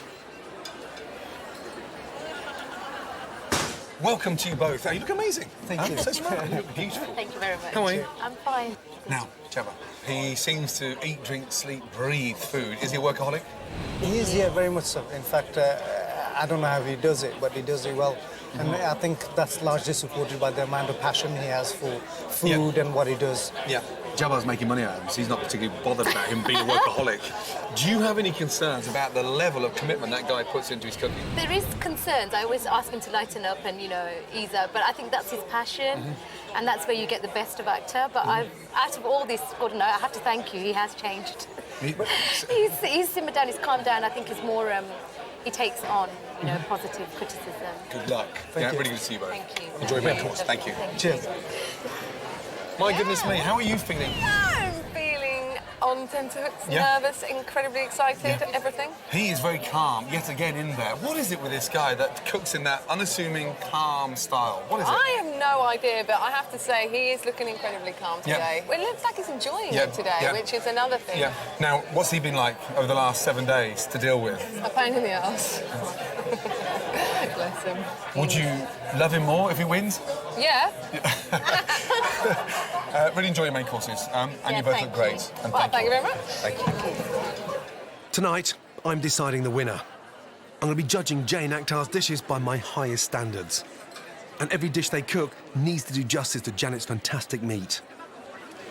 Janet, good to see you, my darling. Now, great job. Thank you. Really good job. The Mangalitsa pig is quite rare, having had the Royal Berkshires, and was excited about it. I've never tasted anything so Well, it was exquisite. a real talking point in the valley because obviously they'd never seen these pigs in our part of North Yorkshire. No. Loads of people came to see them, and when I showed them in the show, they were really, really popular. Yeah. And they had great personalities. They really did. Ready. What were the individual characters like? A bit evil. Serious? So you got on well? Yes, I did. I bonded with them, and they ran around very, very fast, and they're like rolling in mud. They were very entertaining. Talk to me about the chickens. Waste of time. Oh, no, come on. Be a little more sympathetic than that. I'd rather talk to my cabbages than talk to a chicken. Or you. The meat tastes great, but as an experience, they're not that rewarding. No. Beef, extraordinary stuff. Dense, delicious, and quite a unique flavour. I think that is because the animals run around a lot more. They've got their little short legs, but they're agile. It was interesting in our valley because you could see the other cattle in the other fields munching away, and my Dexters were much more lively. Again, another amazing job. Yeah. From the chickens, the pork, and now the beef. Thank you. It was really, really worthwhile. And I'm glad you enjoyed it because there would have been nothing worse than to go through all that nightmare and come up with meat that was average. But it was Having good. 2 restaurants in the final, you've made their life a lot easier producing fantastic meat like that. Thank you so much. I've got a present for you. Oh, really? This is a rug for you from one of the Dexters. Seriously? It's a rug to have sex on, basically, Gordon. So it is the kind of rug that people put in front of the fire. In the and then... history of my cooking career, I never thought I'd touch Janet Street Porter's rug. Give me a kiss. Thank you, my darling. Well done. Brilliant. Absolutely amazing. Job well done and exquisite produce. Ladies and gentlemen, round of applause for Janet Street Porter. Amazing meat. Thank you, my darling. Well done. And thank you. Much appreciated. Thank you. Right. Can't wait to taste the pheasant starter. It looks fantastic, like the little Mangalitsa pig's been running around in the back garden. Phenomenal. Very chefy. Now, the taste. Flavour's amazing. You can really identify that pig is unique. The brawn, delicious. And you've got the crispness of the deep-fried little beignets. Very earthy, very dense and slightly sweet. It needed that mustard mayonnaise to really sort of bring it together.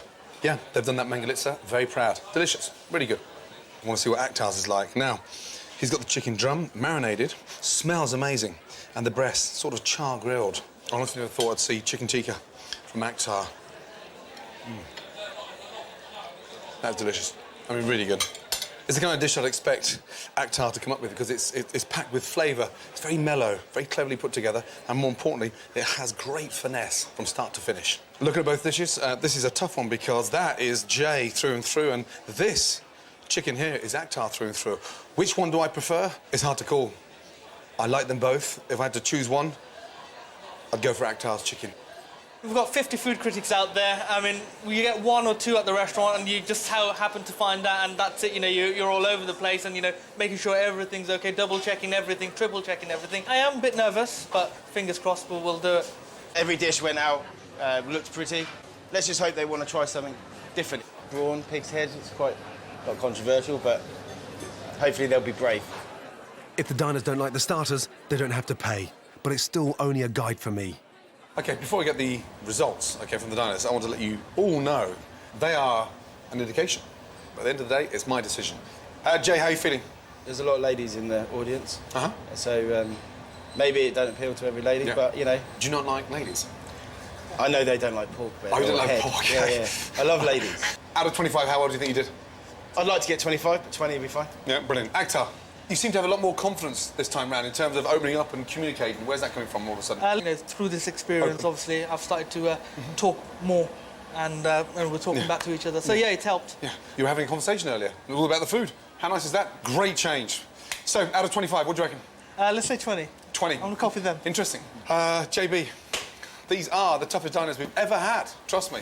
Serious foodies with strong opinions. OK, let's start with Pheasant. The number of customers out of 25 that are happy to pay for your starter is... 15. Huh?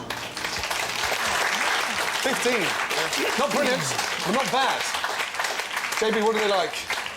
They find it very, very well presented, great in flavors. 10 guests didn't enjoy. Yeah, Why? The pork too fatty. Too fatty? Oh, come on. Of course it's fatty.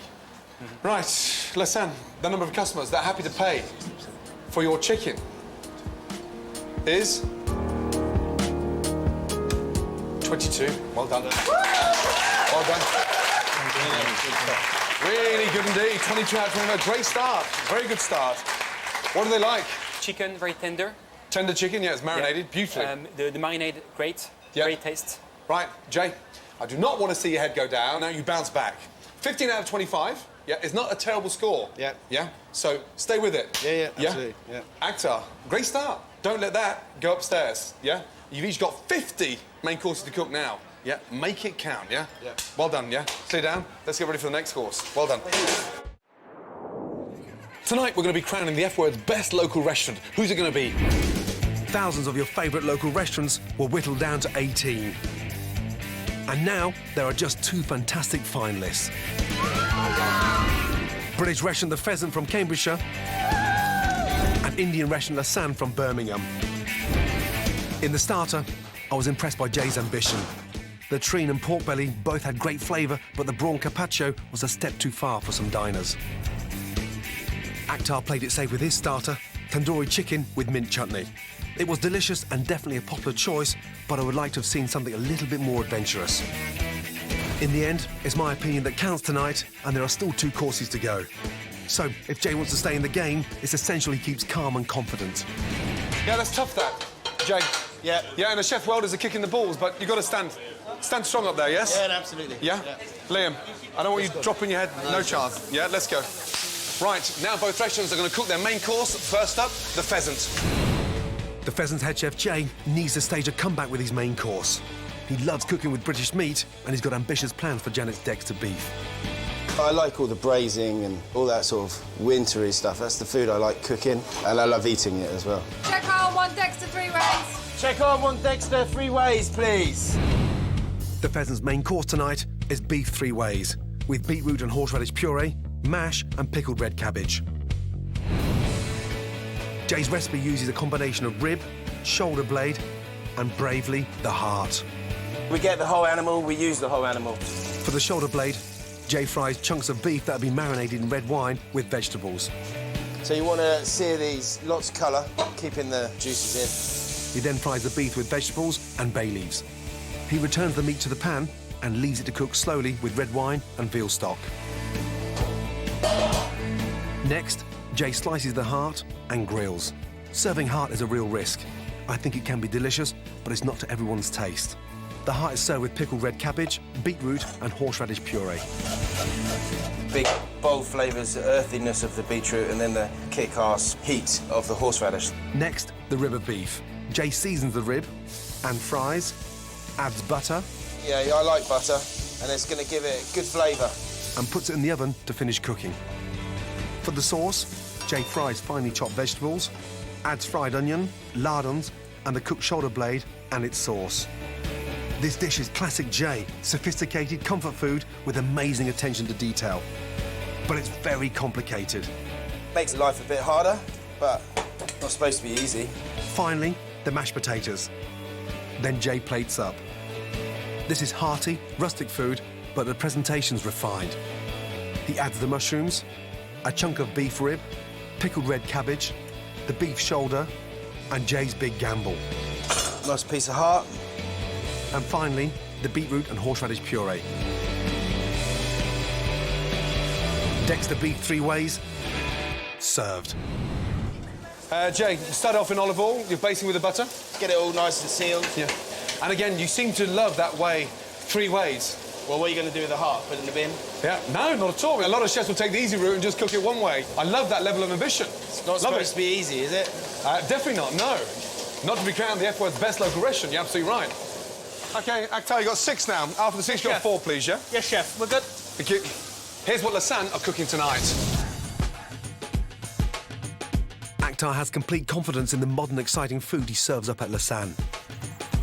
I'd say we're pioneers in that, you know, understanding Indian food for what it is. We've got food from South India, we've got food from West Bengal, North India, Kashmir and Pakistan. So we've got India on a plate, really, when you dine at Lasan.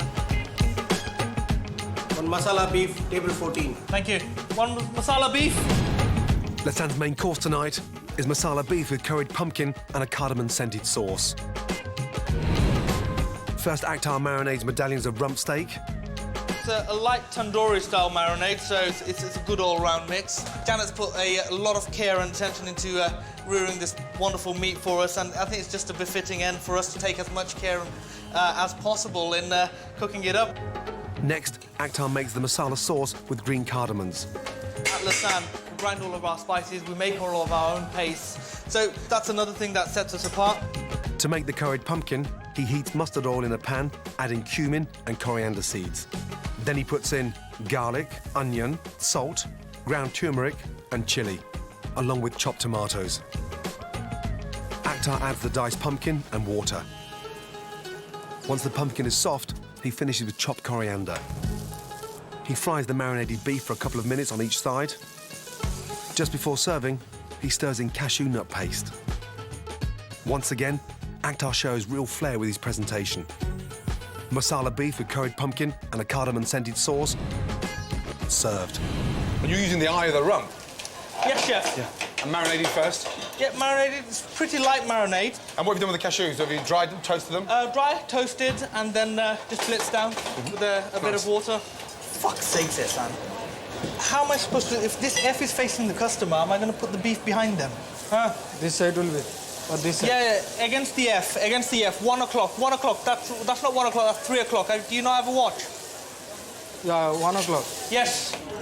The masala beef I thought was fantastic. That it was a beautiful piece of beef. It just melted in the mouth. There was an explosion of taste, particularly with the pumpkin. Traditionally, you don't really see beef in curry dishes. It was an incredibly good cut of beef and very, very well cooked. Akhtar, tonight's the night, yeah? Yes, chef. Yours looks plain and delicious. Jay's looks refined. Well, I've gone for plain and delicious because the battering you've given me over the last few months about garnish it. Are you feeling less confident because Jay's gone for beef 3 ways, not just the heart, Chef, the blade, you know, and then the rib? More isn't always better, is it? And like they say, less is more, so I'm hoping on less is more today. So you're confident these 2 things in the bowl tonight can beat 7 things on Jay's plate? Jay's got a fantastic plate. I'm not going to say anything other than that because it is amazing. I tasted it earlier on. I've got utmost admiration for it. But I'm hoping, you know, simplicity will win through. I mean, the marriage of the pumpkin with the cardamom gravy and the way the beef has been marinated, I'm hoping people will recognise that it took a lot of skill and understanding to put that together. Jay, those sets look fantastic. They smell amazing. Yeah? Again, very perfect. Good. Yeah. A compliment with the beef. Okay, next ball. Okay, next ball. Let's do it, yeah. Yep. Beautiful. My God. Look at that. I could lift that now, hey, and run down to Royal Hospital Road and put it out on table 7. It looks amazing. Good. Yeah, really good. The Dexter Beef 3 Ways was a wonderful plateful of ideas. I don't know if it quite came together as an overall dish. Dexter 3 Ways, the different textures of beef were fabulous, full marks. I loved it. This is amazing because Jay's dish is very accomplished, a very, very difficult dish to pull off. Beef 3 ways, a very bold move. Not everyone wants to go out, especially in the F-word dining room, and eat heart. beautifully grilled, but it's clearly obvious he's putting his heart and soul on that plate. Akhtar started with such confidence, yet there's only 3 things on his plate. There's amazing cashew sauce, spiced pumpkin, and then a really nice eye of rib of beef. So, quite interesting. He's calm, very, very confident, but he's letting the food do the talking tonight, which is refreshing. Gordon? Yeah, we just found a piece of wrapping plastic film. Who's that? What table? Table 11. That's what, sorry? No, table 11. What? That's pheasant. Okay. Oh, shit. Apologise then, will you, please? Yeah. Sorry. Damn. Leaving a piece of cling film on the plate is a sign that Jay's really feeling the pressure. I hope this is just a one-off mistake. Right, seriously excited about toasting both main courses. Let's start off with Lassan. It doesn't look like the kind of dish you'd cook normally because it's just so simple. But tonight, he's depending on the flavours. Rump, done with a wonderful sauce with toasted cashew and a spiced pumpkin puree. There's only 3 things on the plate there, and they complement each other absolutely brilliantly well. Delicious. If I've got one complaint in how Akhtar puts food together, the base of the bowl is always coated in far too much sauce. It doesn't need all that. Great flavours, great balance. Jay's, look at it. I mean, it's beautiful, glamorous, and it oozes passion. So, the braised blade, slowly cooked and reheated in the cooking juices. Taste that one first. Wow, melts in your mouth. The heart. It's a shame. You go from the braised blade of Dexter's beef to the heart of beef, and it doesn't hold the same kind of quality in terms of taste. A little bit rubbery as well. What a shame. The rib. Lovely. So 2 out of 3 things work. Unfortunately, the one that doesn't grab me is the grilled heart. What a shame. Getting 50 dishes out was hard work. You know, each little piece of meat needed 100% attention. We're in the final. We wanted to win today. You know, we don't want second place. At the moment, it is very close. I look at them and find similarities between us both. Ultimately, it's going to be Chef's decision. I think it's going to be the toughest one for him. So I feel sorry for Chef. I'm deciding the winner tonight, but the diners' opinions will help me make up my mind. Right, how well do you think you did? Last time round, the F-Word Kitchen, 40 out of 50 paid. Tonight? Mid-40s, Chef. Mid-40s? Mid-40s. 45 out of 50? I'd like to see that, yeah. I love that confidence. It's oozing back in again, isn't it? Yeah? Right, Jay? Well, we need 50. Yep. Got to beat 36. Yep. From my last one. And need 7 on them. So, 45. Yeah. JB, please. Excellent, thank you. Right, let's have first, yeah? The amount of customers that are happy to pay for your main course out of 50 is 39 out of 50. Well done. Really well done. Really well done. Good. Very good indeed. Well done. 39 out of 50. Good score. Yeah. JB, what did they like? They love the pumpkin. They love the pumpkin. Delicious. Spicy. Yeah. The 11 people that didn't like it. Why? Mainly because they said the sauce was a bit bland. The sauce was a bit bland? Really? I thought it was delicious. Jay? Yeah. Pheasant. Loved the colours. Loved it. Work of art, clearly. Now, the number of customers that are happy to pay for your main course out of 50 is... Wow. 28 out of 50. 28 out of 50. What's all that about? Too complicated. That's 22. Yeah, as well. Yes, not they paid. didn't like the heart. They didn't like the heart? What do you mean they didn't like the heart? It was a heart salad. Yeah, but they Grilled? didn't like it. Maybe you should just put the heart in the bin then. Yeah, and the meat slightly overcooked. The meat slightly What meat? overcooked? Which one? The côte de bœuf. I thought the dish was amazing. Loved the composition. And to have the balls to stick a heart salad on a plate in the middle of the most amazing beef, extraordinary, yeah? Remember one thing, tonight I will have the final say. I've got a lot to think about, yeah? And you still got to cook 25 desserts each, so make them perfect, OK? Impress me, impress the diners. One final hurdle, yeah? Yeah. Well done. Clear down, let's get ready for dessert. Good. Next on tonight's menu, can the brigades hold their nerve for the final showdown? Come on, guys, the ice cream's melting. Please, please, please. Ice cream's got to go on last. You can take that long, put it on the plate, yeah? Tonight, it's the final in our search for the F-Word's best local restaurant. We had 10,000 nominations. We're down to the final 2. Lasan and the Pheasant are battling it out in the final to decide the F-Word's best local restaurant. I want to be first. I want the trophy. There's only one place for us, and that is winning it. I'm going to decide the winner, not just on tonight's service, but how they performed throughout the past few weeks. So far tonight, Jay's ambitious dishes have divided diner opinion. But Akhtar is playing it safe, and his brilliance hasn't always shone through. The competition is neck and neck, and heading into dessert, there's everything to play for. This was the Pheasant's strongest course in the British heat. 23 out of 25! But Lasan have been less consistent with this course. 12 out of 25. Who's got the edge? There's only one more course before I decide the winner. Guys, final round, yes? Everything's still, yeah, to cook for, OK? It can be won or lost on this course. Please focus. Go for it, yeah? Jay, Akhtar, good luck. Let's go. Last round. 25 desserts. Here we go. The Pheasant's head chef, Jay, had a tough time with his starter and main tonight. But he's hoping to pull things back with a French twist on a classic British apple pie. What's the point of coming second? There is no second. You know, you may as well, be last. You've got to win. Check on 1 tart to 10. Check on 1 tart to 10, please. The Pheasant dessert is tart tatin. To start, Jay peels and cores apples. The apples you want to use are Braeburn apples. They're a firmer texture. He lines the saucepan with sugar and leaves it on the heat to caramelise. You've got a knob of butter. Just going to put in, it makes it a bit richer. It helps it get that sort of butterscotchy taste. He lays the apples in a pan and lets the caramel darken.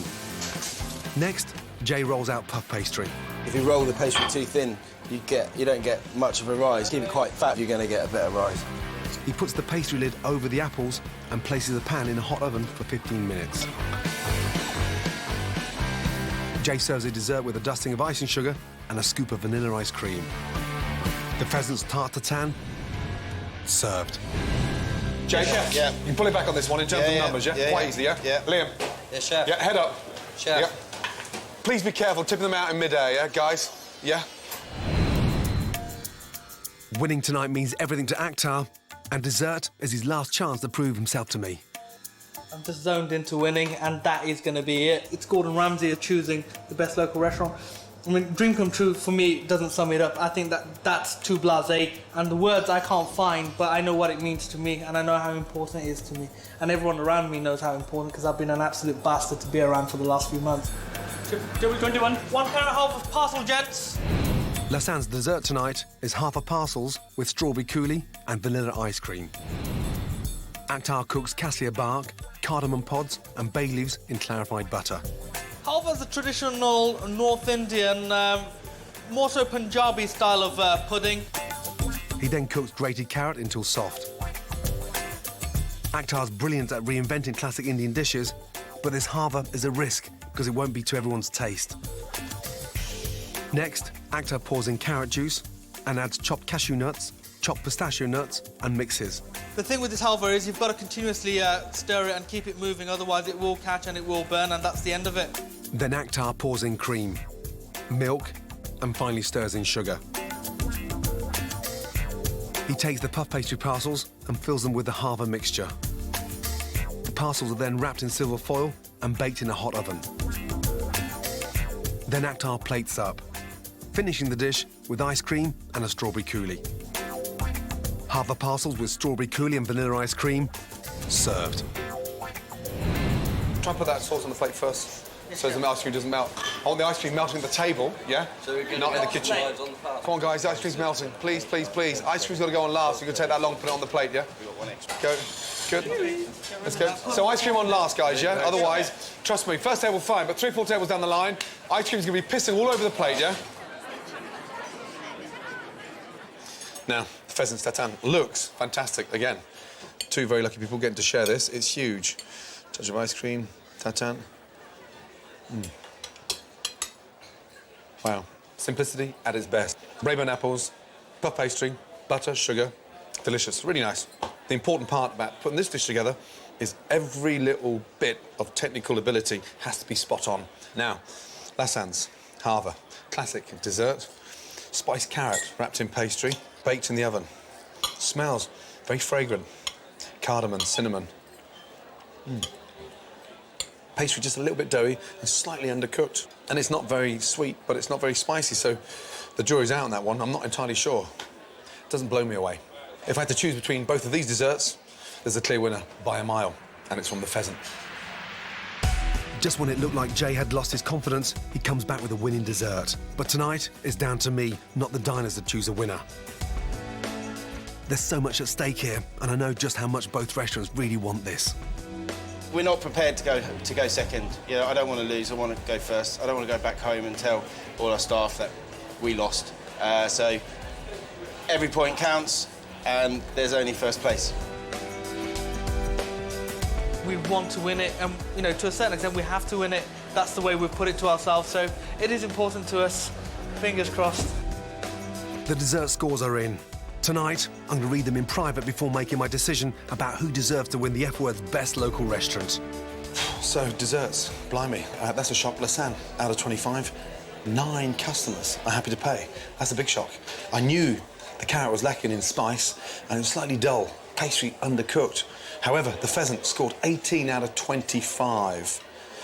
That's a phenomenal performance on dessert for them. And more importantly, did they pull it back? Yes, of course they pulled it back. This is a very close call.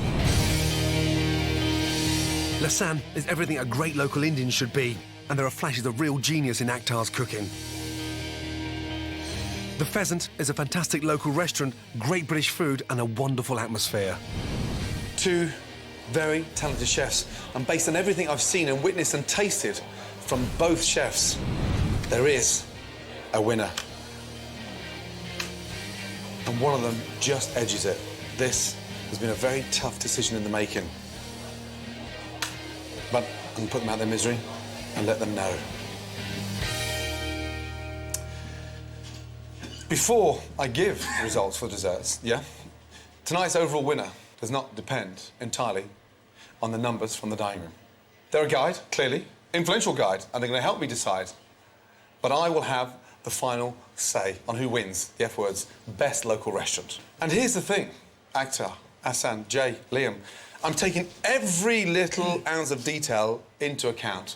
What a journey for all of us. You've done phenomenally well.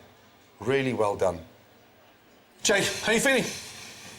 Bit down. Why? Well, rubbish scores. The food delivered. I mean, really delivered. Absolutely delicious. Yeah, great textures. And visually, it had an impact. Really good. Cool, good, thank you. Akhtar, how are you feeling? I'm feeling good, Chef. It was a very tough challenge for us today because obviously beef is not something that we're used to cooking. We've had to create something for today's final, and that went down very well. So that that's comforting. Now, here are the diner scores. Lassan, the number of diners that are happy to pay for your dessert out of 25 is 9. Desserts, clearly, were not your strong point. Jay, the number of diners happy to pay for your dessert out of 25, 18 out of 25. Well done. Really well done. Really well done. Yeah? Yeah. Really well done. So, Lassan, 70 out of 100. Well done. Yeah, really well done. That's good. Very good indeed.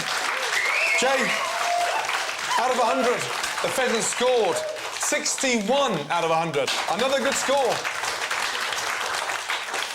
Well done to both of you, seriously. Both restaurants did a fantastic job tonight. But who is the F-Word's best local restaurant? This, gentlemen, has been a very tough decision to make, and it's not just about the scores. It's from the start to finish. Round 1, secret diners, turning up, jumping in from a coach, Royal Hostel Road, customer feedback, numbers, everything I have scrutinised. The winner of the F-Word's best local restaurants is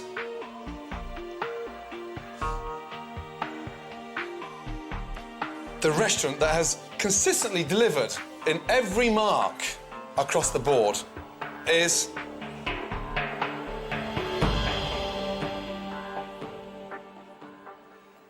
Lassan. Well done. Really well done. Really well done. Really well done.